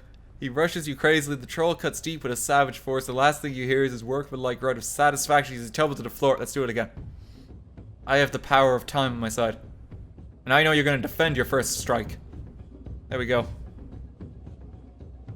Babby slice. Now a big overhead swing. Now we defend your big boy blow. Gentle swing. And an all-out attack. He's dead. This is first try. First try too. Absolutely incredible. You batter at his blade. You trust making swift progress across the dirt towards him. You swing, spin around in the spot, and the last cut slices through the troll's neck. Search his hut a little more. With the troll dead, you quickly complete your search of the hut, but you find nothing more of interest. Okay. Let's keep walking. That was pointless. Another hour passes, you finish the climb. With the sun starting to hang heavy in the sky, you reach the top and meet with the other end of the rope bridge. Look back at the bridge. It may look stable, but is undoubtedly a debt trap sent to part travelers from their gold and from their lives. You continue on down the slope as evening draws in. Okay, so we made the right call earlier. Some way down the hill, you stop for rest and sit on a boulder to survey what lies ahead. The path leads downward, and at its foot, cradled between tree peaks, is a village. Quite a large one at that. Behind you, the sun is falling rapidly into the hills. It will be night soon. You can approach the village or just avoid it. Avoid? People are, like, not even giving the village a chance. Like, hang on, guys, there might be interesting content. Something of note might happen if we go into this village. God forbid there's something exciting and relevant to the plot that occurs when we go in. Best just steer clear. Just play it safe. Have nothing exciting happen ever. Guys, we gotta approach the village. Like, we got... Your heart swells. A village might be the chance to restock of provisions.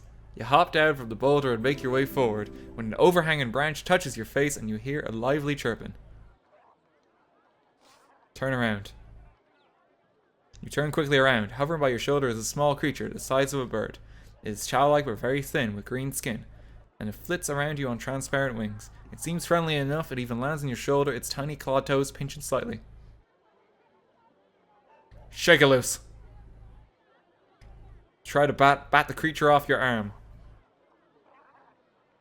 Oh, it's a shrill, squeaky voice. Can I do a shrill, squeaky voice? Do Don't do that. No, that's like worse Mickey. Don't do that. It complains in a shrill and squeaky voice. You break me. God, that's horrible. That's the intention. You growl. The thing hops from one side of your head to the other. Its flickering wings buzzing past your face in an irritating fashion. And hello to you. The creature replies, chirping. My name is... Ah, my voice went. No. My name is John. We're doing deep voice now. It just cracked. It just... What are you? The creature does a backflip and gives a low bow. I'm a mini-mite. Pleased to meet you. Reaches out a tiny hand and shakes your earlobe. I'll eat you if you try that again. I'll choke you if you do. The creature whips back. Tiny bones. Not going anywhere until you've gone. You tell the creature forcefully. Well, I'm sure you'll change your mind eventually. Mini-mites get very attached to their owners, you see, and I'm quite comfortable. Stay here or go on. Well, that's up to you. Swat it away. You try to swat the creature away, but it is too fast for you. I'll be quiet. Jan promises. You won't even remember I'm here. Doesn't seem likely, but equally you seem to have no choice. You descend into the bowl of the valley. The hills on either side are toweringly tall and throw the village into deep shadow. It would seem a very gloomy, threatening place. From the streets come the distant sound of laughter and merriment. Apple Freak, thanks for 200 bits. It is dark, you are likely to be eaten by a crew. Some things never change. Why don't you zap it? If I remember rightly, from playing the physical books this game is based on, Mini-mites make it so you cannot use magic. I think that's how it works. That's why I didn't try cast a spell there, because you just waste the stamina. Memory is a bit hazy because I think the last time I played the books was like 6 years ago. You continue along the path. The sound of festivities grow louder. It's almost spooky here in the shade of the valley, and after so long on the dire road. The people in this village seem to be enjoying themselves. Jan, what's going on? Jan shakes his head. No, if there was... Are they bewitched? No, if there was magic, believe me, I know. This is the Festival of the Young. Festival of the Young. What's that? Well, take a look. Jan waves a little hand around the village. The idea is that once a year, the children are allowed the freedom of the village. It's a time of great fun, lots of pranks. It becomes quickly obvious what he means. You pass the first few buildings, where you find a number of children sitting in the street and drinking ale from deep mugs. Further on, a young boy is holding an old woman over his knee and is spanking her. On the other side of the street, a group of boys is fighting outside a hut with a sign that reads Glandragor's Tavern. It's all complete mayhem. Okay, right. Anakin murdered the younglings? I don't know if that'll help. I don't know if that's even an option. Yeah, I can't pray at the moment. Whoop. Let's just enter the tavern. Let's see what's going on here. Behind the bar, a thick-set man is wiping mugs down with an old rag. Greetings, stranger. I'm Glandragor. Can I be helping you? Aye. Greetings, I've come a long way. I'm sure you have. Take a seat. No, I'm not having a stroke, Rihanna. It's an RPG. I gotta do voices.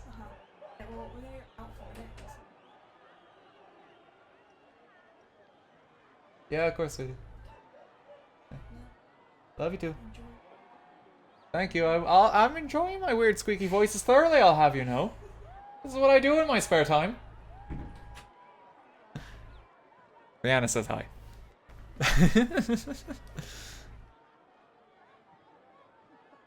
I know I'm not having a stroke. I'm okay. Okay, how much is the ale? 2 gold pieces, the finest in town. Well, it's the only ale in town, I make sure of that. Does he kill everyone else? Stroke voices are the best voices. I can just... I can chance my arm. No, buy a mug. You put 2 gold pieces down on the countertop and Glandragger pulls you a mug of beer. It's warm, frothy, and deeply refreshing. Glandragger smiles. You look like you've been on the road a while, buddy. Shut up and let me drink. You reply. Glandragger shrugs. He's heard worse. Why are we so hostile? I just want to make like a one friend on this adventure. And so far it's just the guy who we cleared out of the ship pit. Okay, tell me about yourself. Me? Me? Why? He spreads his hands. I'm a normal enough fellow. What you see is what you get with me. That's what I always say. He sounds like a jolly old chap, so I'll give him a friendly voice. Tell me about this village. Not much to say. What you see is what you get again. This place keeps going because it's the only route between Kar and Pawnee. If one of these mountains falls or the river freezes over, then this place will be a desert in 2 weeks. Headed for Kar myself. Of course you are, he grins. Didn't I just tell you that? What can you tell me about it? I'll be glad to be out of the hills. Are we just committed to being a dick? Like, is that our character at this point? He doesn't get along with anyone. Like, well, I can't wait to leave your company. Well, my friend, Glandragger laughs, if you found the hills to be a challenge, then Kar may well be the death of you. Now, there's a city of thieves if there ever was one. I'm sure you'll be right at home. I'll survive. I can watch my back. I can watch my back. Don't forget to watch your front as well, Glandragger beams. They'll come at you whichever way. Glandragger goes back to wiping down his bar. Then a thought occurs to him. You'll be passing through Pawnee, I suppose. The Sphins in Pawnee are normally a merry lot, but they've been pretty depressed at the moment. I'd go easy on them, if you can manage that. I don't care about their feelings. No, I don't suppose you do. But anyway, they might care about yours. If you catch my meaning. They might fucking kill you because they're Sphin and they're gonna be angry. And if you're an asshole, you're gonna get your asshole handed to you. That's how it works in this world because everyone has swords and spells and they're trying to kill you with their talons. From the counter,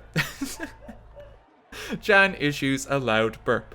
He has been sipping ale from puddles on the bar top and is now quite drunk. Slip away. A perfect opportunity to give the critter the slip.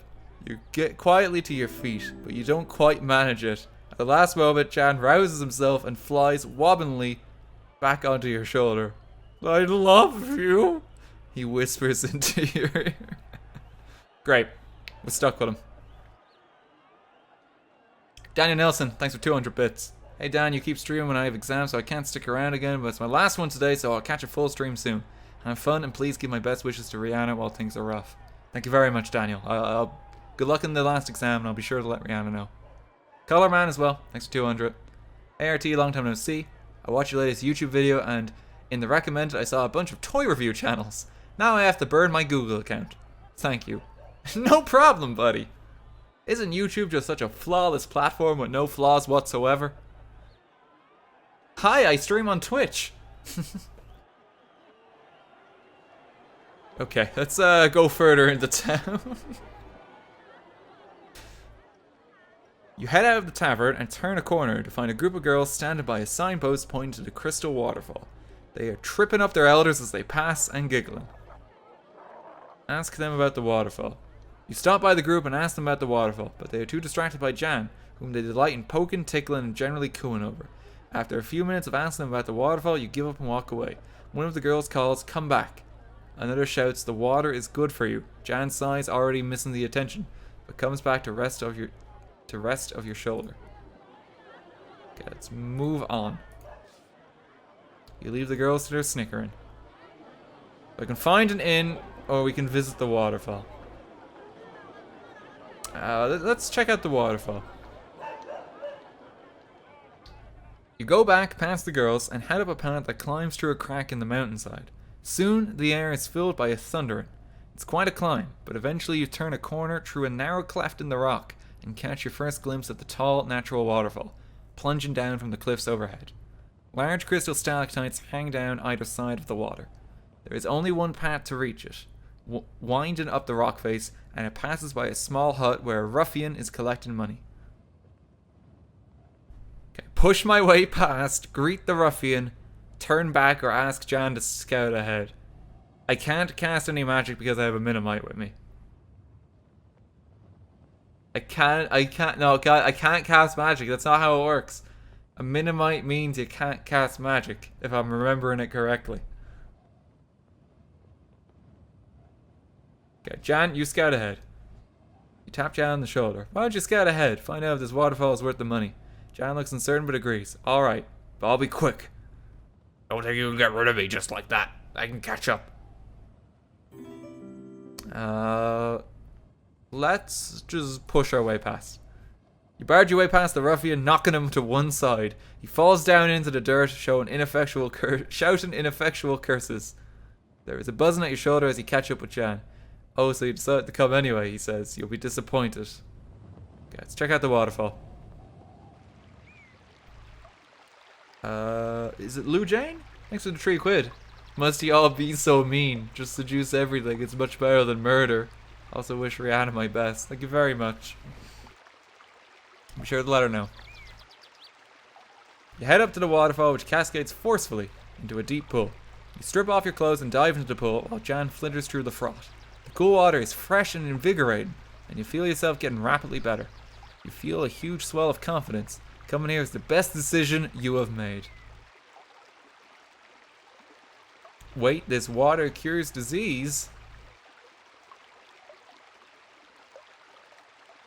Something about that seems terribly important. People should be told about it. Where does it come from? Yeah, where does it come from? Where can it kind of come from, this water? How is such a thing possible?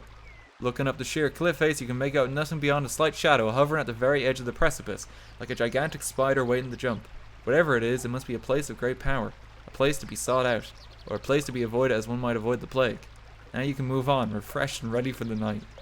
Oh, so because we chose that, we're not going to tell anyone about this waterfall and its healing properties now, are we? This village over here could probably use it. Okay, we're gonna go find an inn, or do we want to just sleep by the waterfall?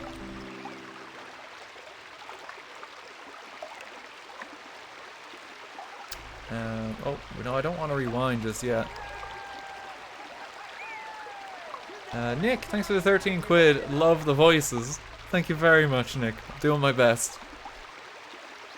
You gotta do voices for a game like this. It's like half the experience.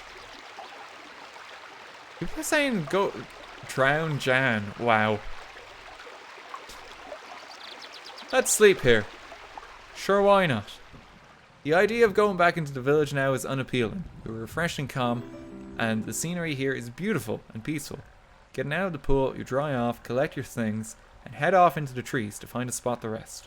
Between curling roots, you find a place to settle down to rest. The pesky Minimite Jan perches a little way above on a knot, and is quickly asleep. You were tired enough to follow suit, but you were hungry from not having eaten. Just settle down for the night. We can't afford food. Can't eat Jan, I think. Not enough meat on his bones. You rest your head onto your backpack and close your eyes. Your stomach rumbles painfully as you try to sleep. Your dreams are filled with walking, with peaks and valleys and endless paths. Curious light plays across them, building walls to heights before ruining them as it moves away. The rest of the night passes silently. Okay, let's just real quickly mosey on through the village. Doc Girl, thanks for another 100 bits. So sorry to hear about Mr. Wiggles. Give Rihanna my best. Thank you very much. Yeah, I'll be sure to pass on all the messages. Thanks, guys. I will, of course, let her know that you guys are thinking about her. You rise early from your spot beneath the tree. As you gather your things, Jan leaps up onto your shoulder. Ready to go? He chirps. You pass through the village, which is now as quiet as the grave, and rejoin the path on the far side of Tonti. The sun sits on the horizon like a gleaming jewel. If all goes well, you will reach Torah today, the last village in the Tonti hills. After a short climb, the path breaks, heading uphill to the left and downhill to the right. Ask Jan for his advice. Which way, Jan? Make yourself useful if you can. To the right is a forest. To the left the going is easier. The path heads through a field of black flowers to Torah. What else do you know? Nothing, protests the creature. And it's a fine way to talk to your guide. I'm not charging you for my advice, you know. You'll get no more from the creature. Torah so close it hardly matters which way you go, surely. There is a hut here on the map, so I kind of want to go there. Let's make our way through the forest. Yeah, let's go this way. We go right, you decide. And be on your guard, Jan warns you. You climb a rise. The way is not too steep, and as noon approaches, you have crested the ridge and are descending yet again. You are now at the highest point of the hills, where the trees are thin, the view west goes on forever, and sometimes you catch a glimpse of Car on the northern horizon. With nothing to eat, keeps reminding me I don't have any food, you keep on walking into the early afternoon. Jan is in a talkative mood over the worst of his headache from last night's drinking, and fills the air around with his chatter about what he can see and how things smell, and what he plans to do once he makes his fortune in Car. It's enough to make you wonder if you could sell him as a companion to a blind old lady somewhere. You pass from the open hillside into a patch of deep forest. Quite suddenly, Jan falls silent and hisses in your ear. Stop! Stop! Stop now! Be quiet, Jan. I'm not joking, Jan hisses. The silly thing is genuinely terrified. He shivers as he flies around your head. Something is following us. You come to a dead stop.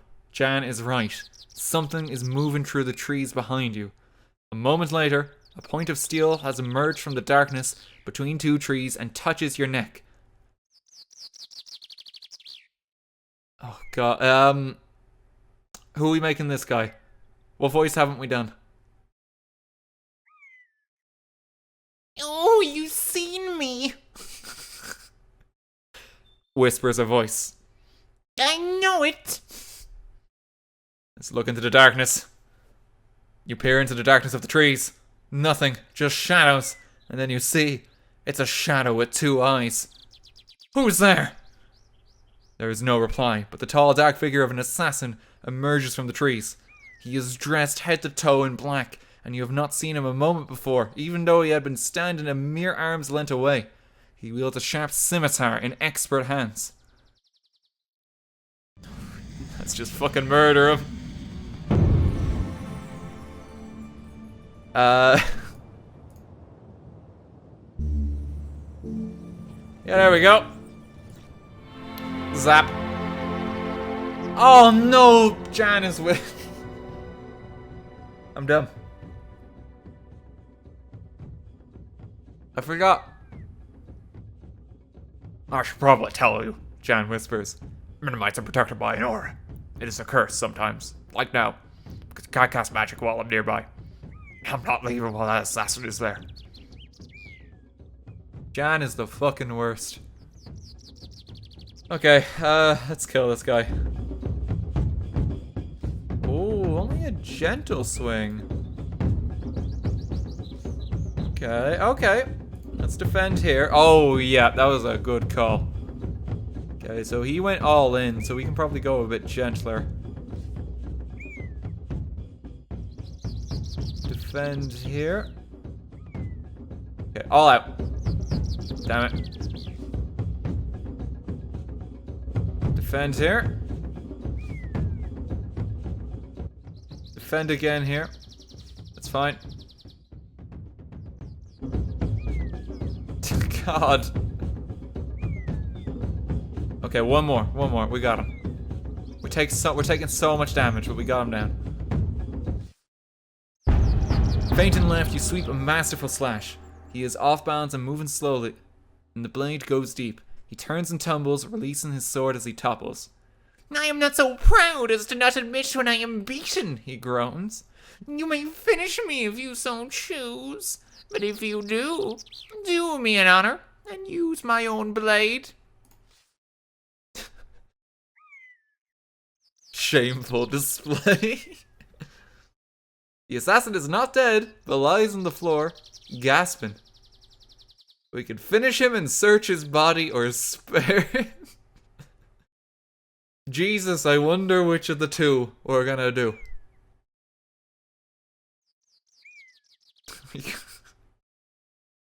He's gonna die. He might have something interesting to say.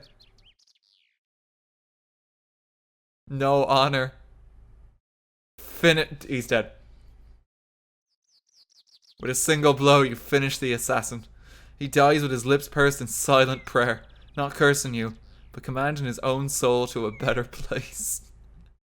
You rifle his body for a measly 3 gold pieces, then continue on the path, out of the woods and onto a dusty hillside. Jan, for a brief while, says nothing.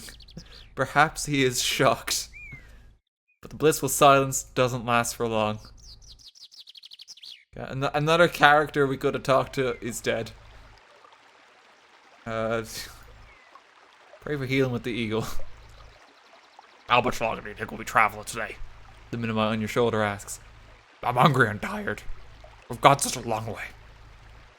Be silent, the Minimite complains. You continue along the path and around the side of a hill. A wooden hut is set into the slope, with an old woman sitting on the front step. A river seems to emerge from beneath her.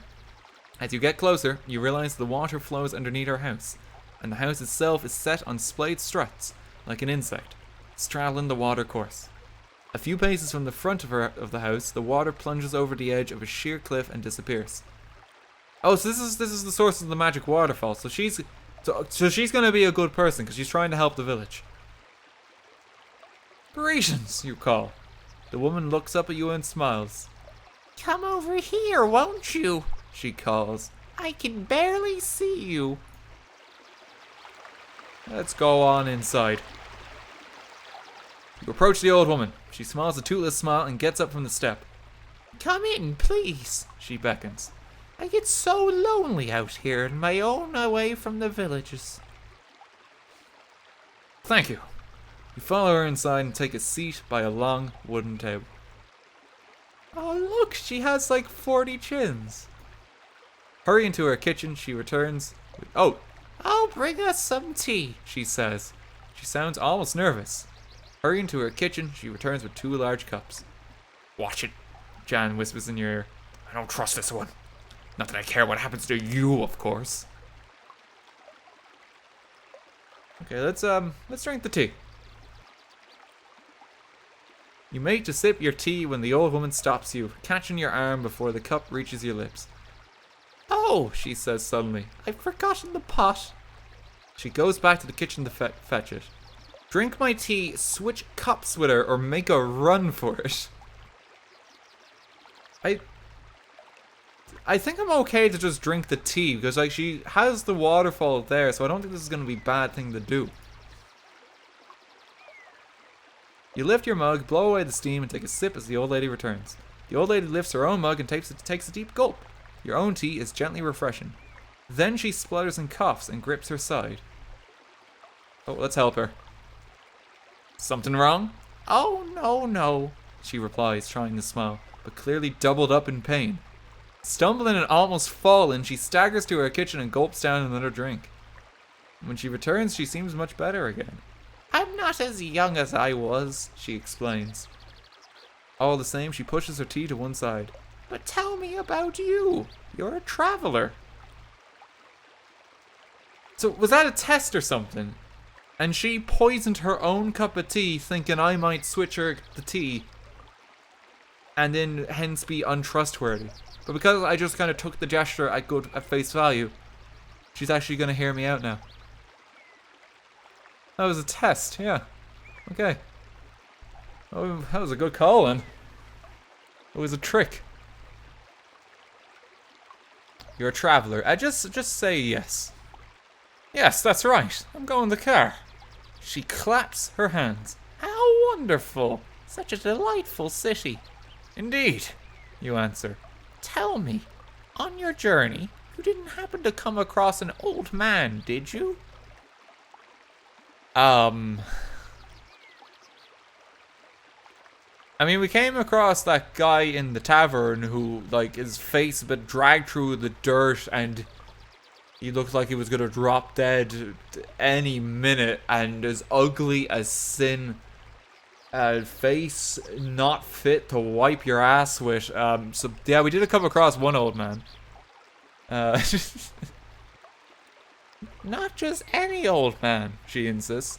this one was carrying a page from a spell book. We didn't come across that. Shake your head. No, I meant no one like that. Really, that's a pity. She seems to think for a moment, then adds, But do you have anything of a magical nature? I mean, I am a sorcerer. I don't mean to brag here. Yes, a few things. But no spellbook pages. I don't have any spell. Let's ask about the page. What page are you looking for? Oh, She shrugs, suddenly seeming very old. it's part of an old spell of pest repulsion I once had, but I was lost. It was very useful around here. She waves you away without interest. Go on. Go away. Oh, Jesus. Okay, well, she's not interested because we didn't do our homework. We can get the spellbook page. Step back onto the path. Jan lets out a long sigh of relief. You know, she was one of the most powerful sorceresses in the hills. He whispers. Could smell it on her. You're lucky you got away alive. You shrug. Harmless old lady, or so she seemed. Oh, God. Okay, well, we're still with Jan. I think this is one of the last villages already. It's now late after. Let me just check.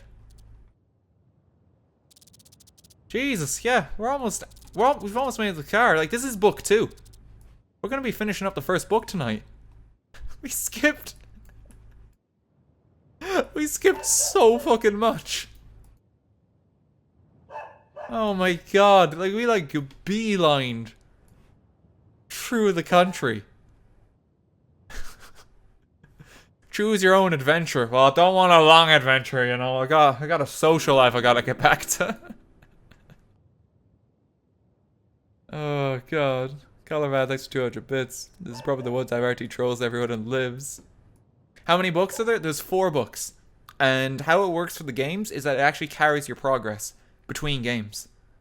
We're going to try to do a complete playthrough of all 4 books over the course of the next few weeks. And for all these streams too, just because of the nature of doing this, I'm going to be uploading uncut VODs to the YouTube channel of us playing these, because there's so much reading and there's so, you know, like, there's so much actually happening that it doesn't make sense to do highlights of something like this. So we're gonna try like super long content for the first time on the main channel. We'll do the first book tonight, and then we'll gear on up for the second book probably later in the week. Uncut, yeah, we're doing uncut because it doesn't make sense to chop it up for this kind of game. Because you know, we're reading a story. You don't do like Harry Potter best moments and like sell that as an audiobook, you know? It doesn't make sense. We gotta upload it uncut. Is chat displayed? No, chat won't be displayed. But I always read chat whenever I'm replying to you guys.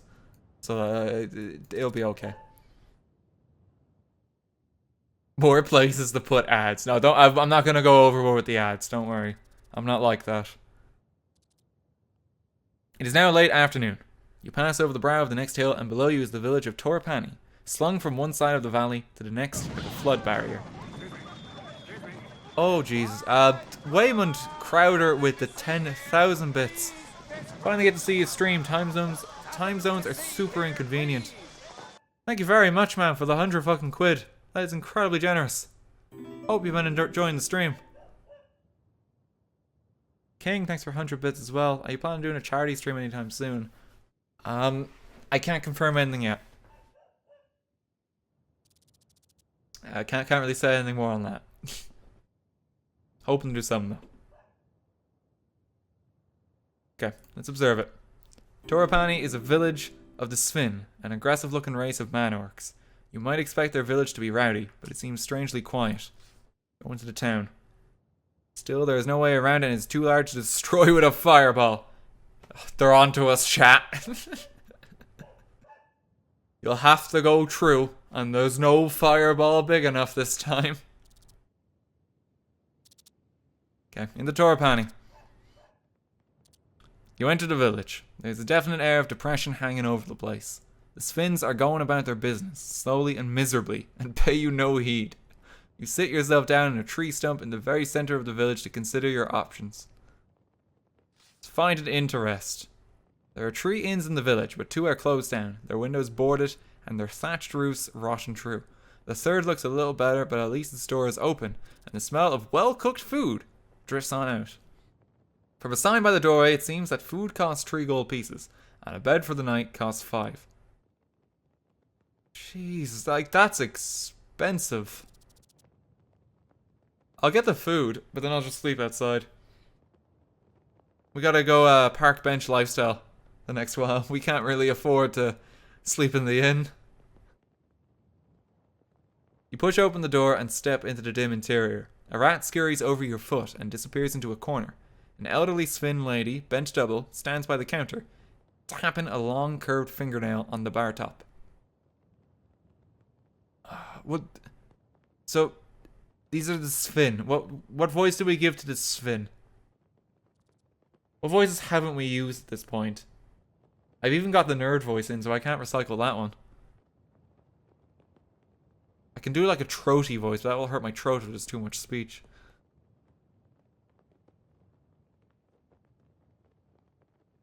Dracula?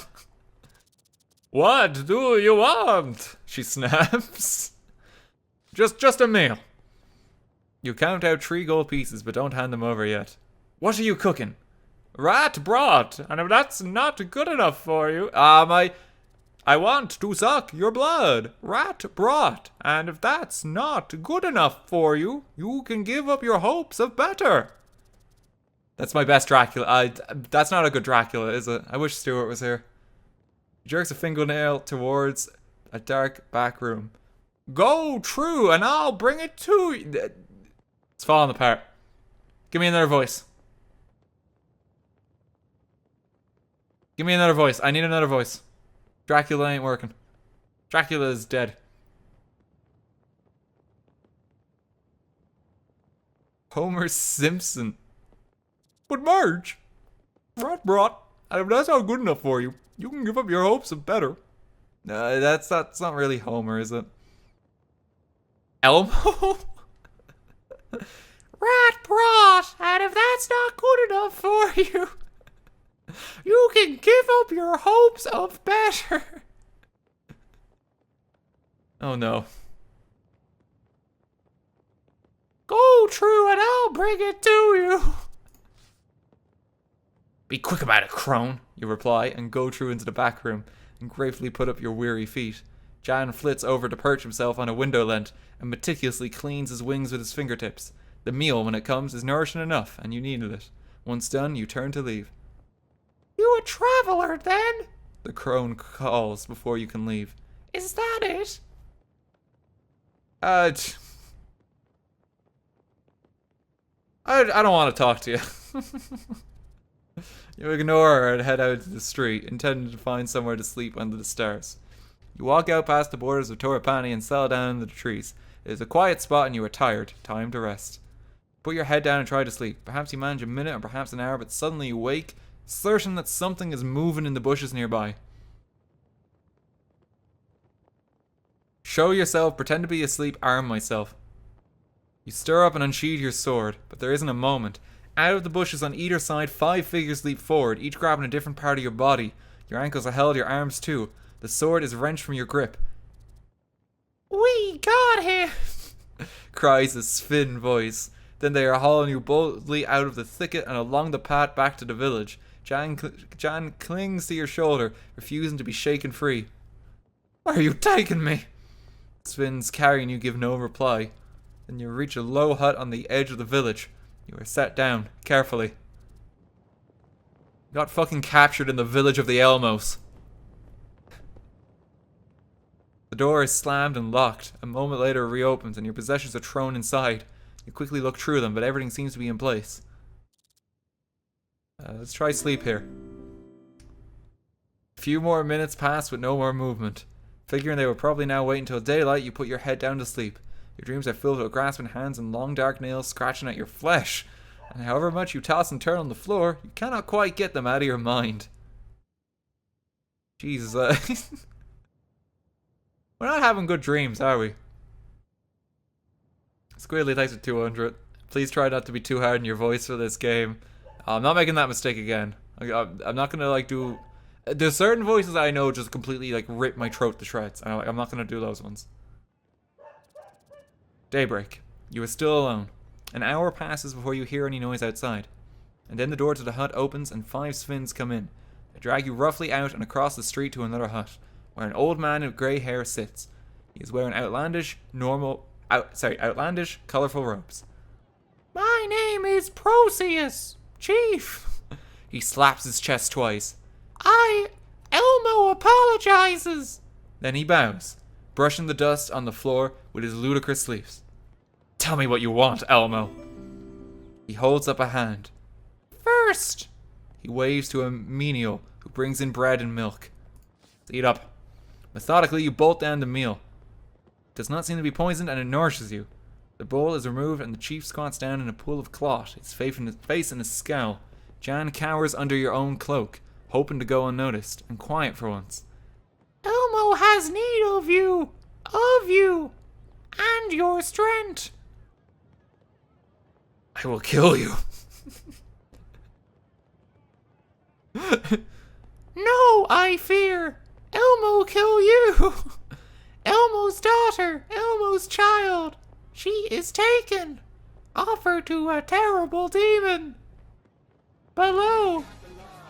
The demons are the Muppets. They have adult humor, whereas we just count numbers and letters. Elmo no like the Muppets. Elmo wants to fuck the Muppets up.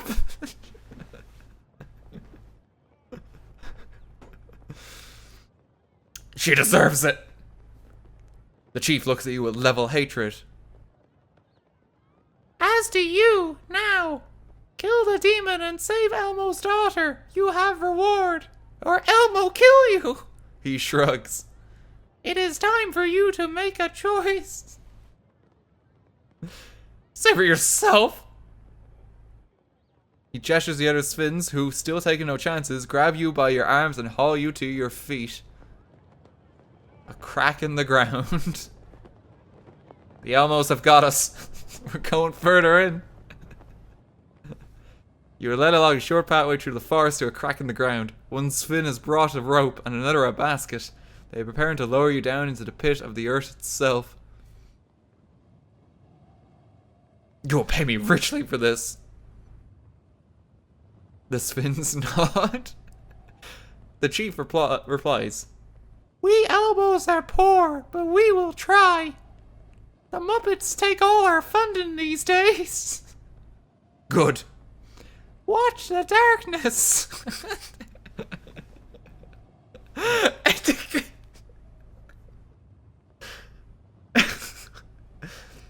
Elmo says you need to be wary of the demons in the shadows. Elmo knows what lies down there in the dark. Elmo knows what they do to his people. Elmo has lost many friends.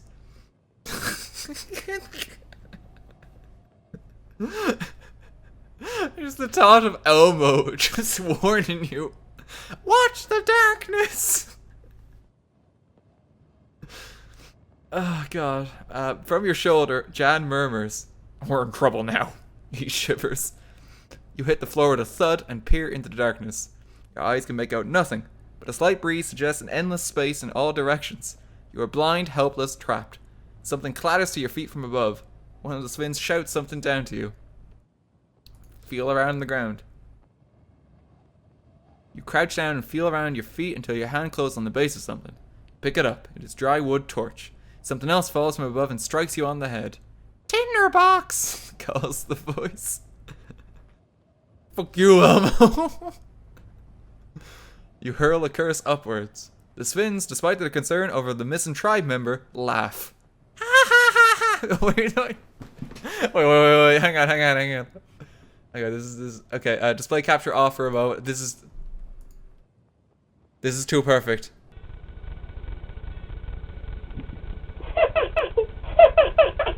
That tickles.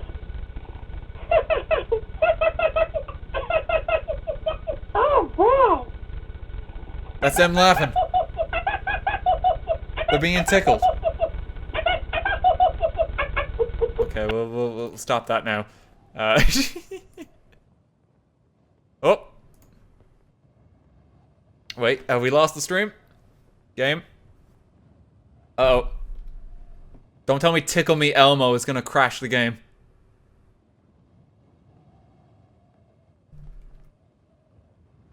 Hang on. Okay, we got that back. The Tickle Me Elmo just crashed the game.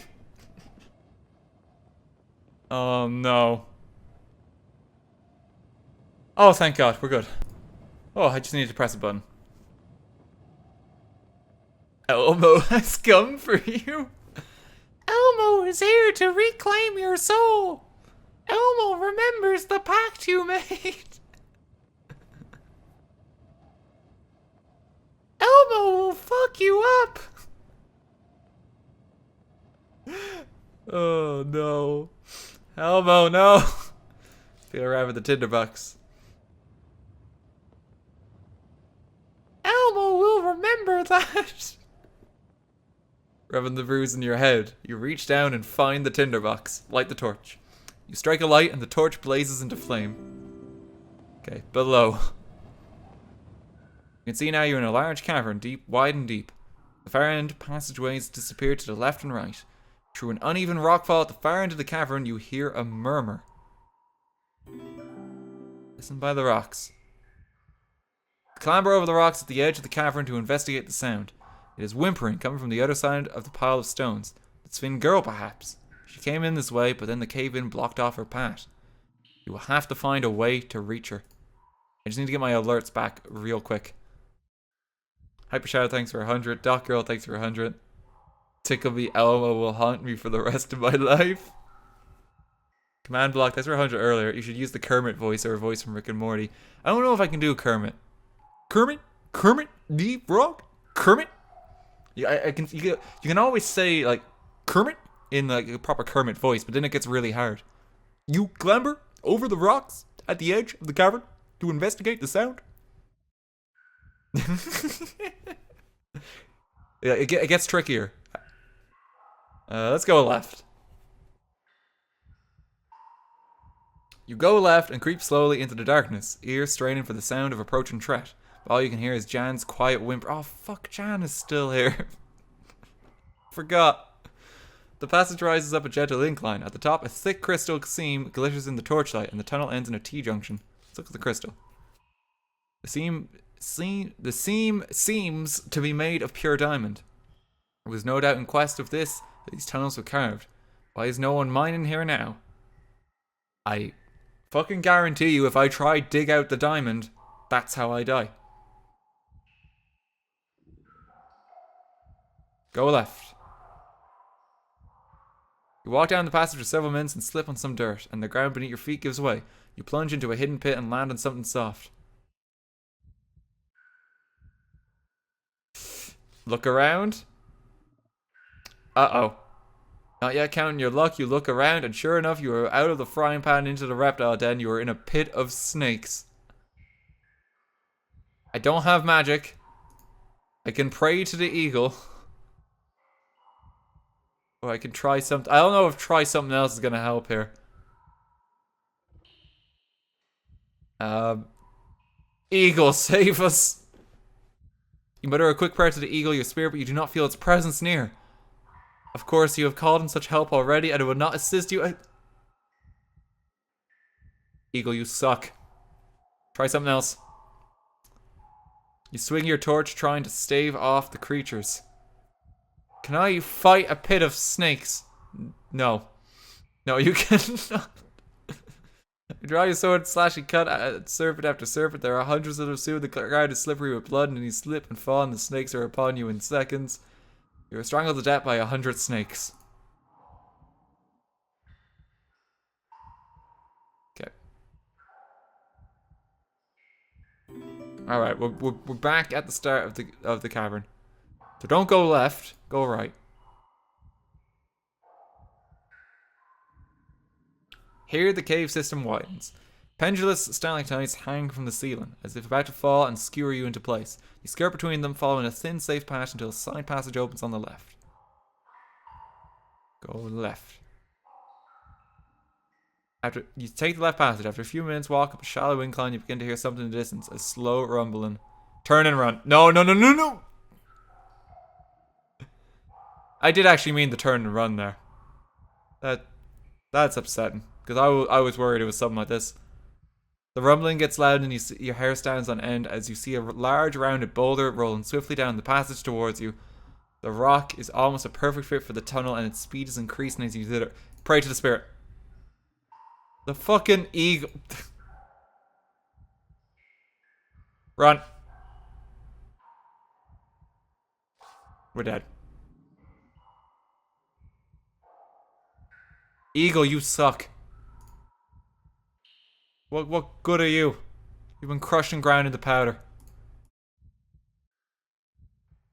Okay, it's rewind time. Let's try this again. Go right. Let's go a different way this time. No, this is the same way. Is it? No, wait, no, I think we're somewhere near now. The tunnel twists and bends sharply, as if carved by a river now long since dried away. You lose all sense of which way is which, except to keep going forward where the tunnel splits. There's a stark pair of stones here as well. Oh, no, I meant to examine the stones. Let's go straight on. You push on. Here the cave system widens. Pendulous stalactites hang from the ceiling. Okay, so straight on past the stalactites. You creep forward through the dark. The passage rises up a gentle incline. At the top, a thick crystal seam glitters in the torchlight, and a crack splits the wall on the left. Go straight on. We found our way back to the snakes. The gravity at your feet gives way. You plunge into a hidden pit and land on something soft. We got lost, and we're a lucky escape. Okay, let's try something else. Climb out. No. The only way out is to climb, leaving your torch by the foot of the wall. You begin your ascent. You get halfway when one of the snakes bites the torch, killing itself and extinguishing the flame. In the darkness, the others begin to slither up after you until the wall itself is alive. Strangled to death by 100 snakes. Okay, it's rewind time. Keep getting this field of deja vu. Okay, let's go right. Let's go right again. Examine the stones. There's nothing special about the two stones except they happen to be one on top of another. Oh, so this is supposed to be like a marker. So right and right is the two stones. The going is suddenly more difficult, and you realize that the tunnel is climbing at quite a sharp gradient. The little stones rattle and roll away downwards into the dark. At the highest point, the passage you are following finishes at another fork. As you enter, two stones roll away down the slope. Go right. Cave walls crushing close as though the rock is squeezing you to death. Your shoulders rub against the walls. When you feel certain you can go no further, the path you are creeping through forks again. Another pair of stones are stacked in one corner. Go right. Keep going right. Found her. Literally just hugged the right wall. You follow the passageway when you hear an echo of whimpering coming up the corridor. Your torchlight falls across a frail shape. Hiding in the shadows is the young Sven girl, stacking stones into hundreds of little towers. Get up and stop crying. The little girl does exactly as you say, but then she puts a finger to her lips. We'll have to be quiet, she hisses. or else. Suddenly there is a loud roaring from the mouth of the short cavern. The walls begin to shake and crumble. The Sven stone towers topple and scatter. To one side, a gap in the rubble begins to open, letting through a mean shaft of light. But before you can head for it, the roaring sound is joined by a scream from the Sven girl. You turn slowly and peer into the gloom back along the tunnel. Is there something moving? Something coming closer? Perhaps the roaring is the wind rushing through the tunnels. In we go. Oh god. You hear the scrabbling sound of claws on rock, and the exit from the tunnel is blocked by a dark and looming shape. A manticore, huge and terrible. It stands between you and the light and howls in a bloody rage. Just look at it! The manticore is a foul hybrid created by the evil sorcerers of old and steeped in bitter self-hatred. Oh, I can relate on the self-hatred part. I think a lot of us can in chat. Welcome to the 21st century. We all hate ourselves. It has a lion's body and the tail of a scorpion, but its face is that of an old man, and its thoughts are cruel and resentful. As it sees you, it rears back, flapping two enormous wings on its back. But one you notice is singed and blackened as if it had been burned away. It's us. Yeah, this is what we look like, guys. Jesus, they used our likeness for this horrible beast. Oh, yeah, we burned him in the mine because his wings singed. And yeah, he killed us with talons before. I can't use magic. I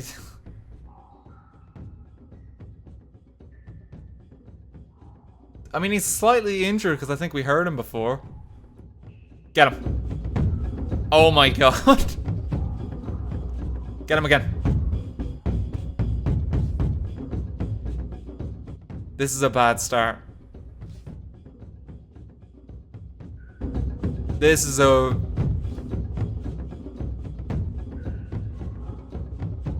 Okay, got him that time. I have 8 more stamina. I can do it.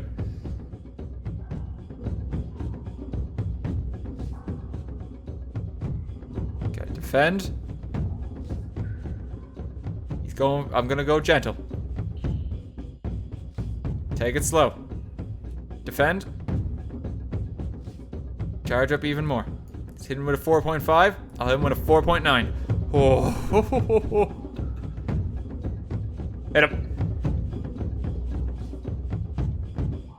Okay. Defend again. Just defend one more time. No, I think defend again. I think he's gonna... Yeah, he did launch the big boy there. Get him with an overhead swing. Okay, it's all gonna come down to this final swing. Hit him with everything.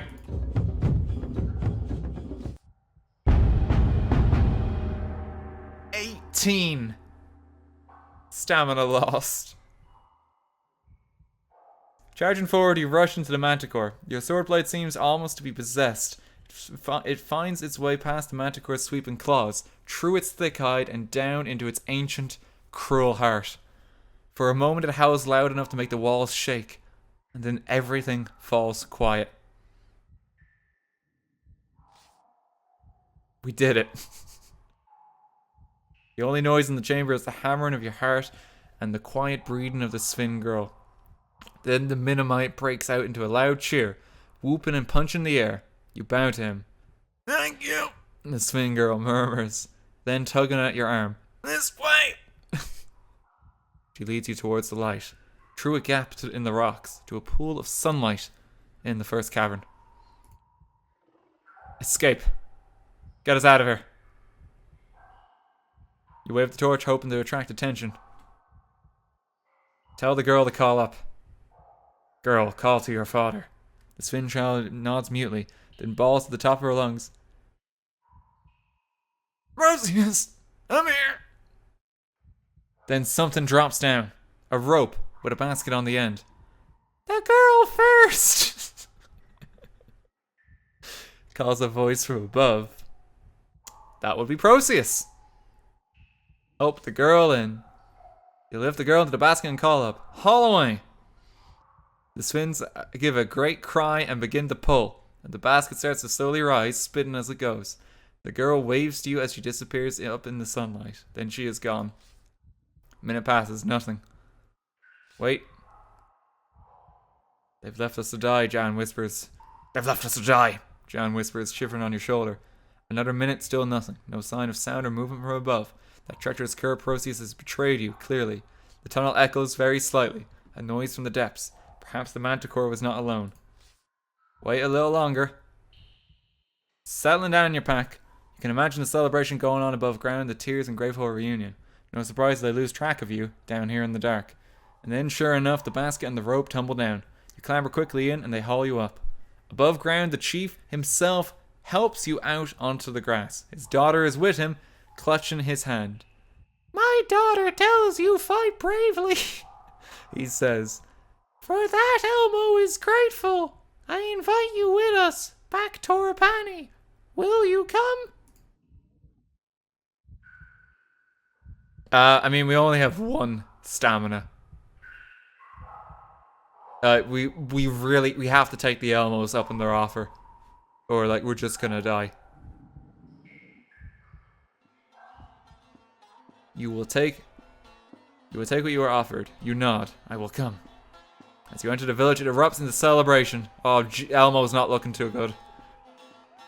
This is what Tickle Me Elmo looks like when you just burn off his fur. This is like the exoskeleton underneath.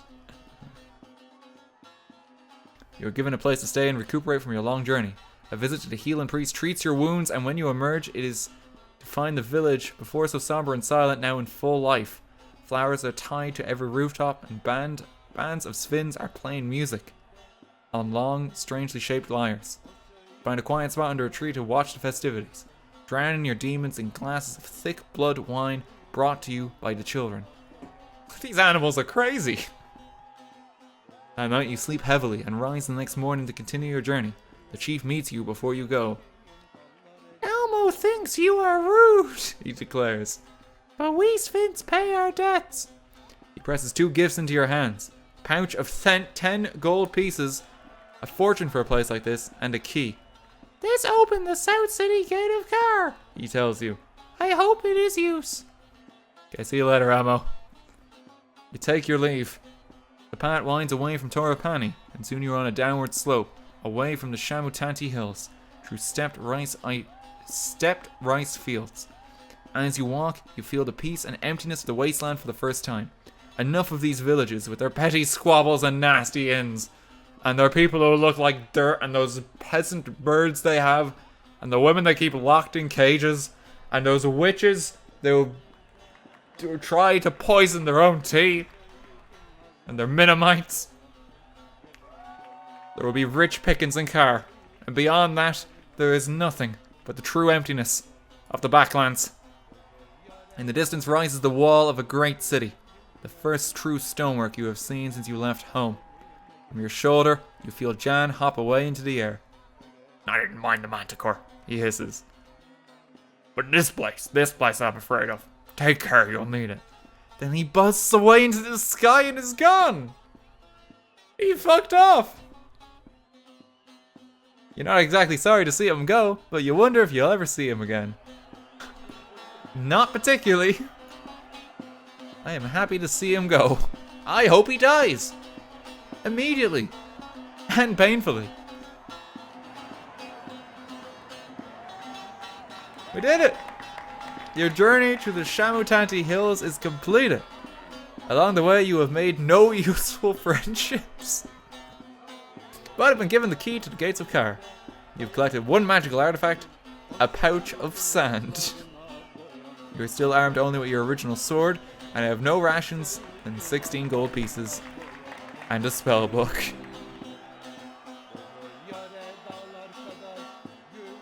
We have no friends. I think we killed everyone who could have potentially been our friend.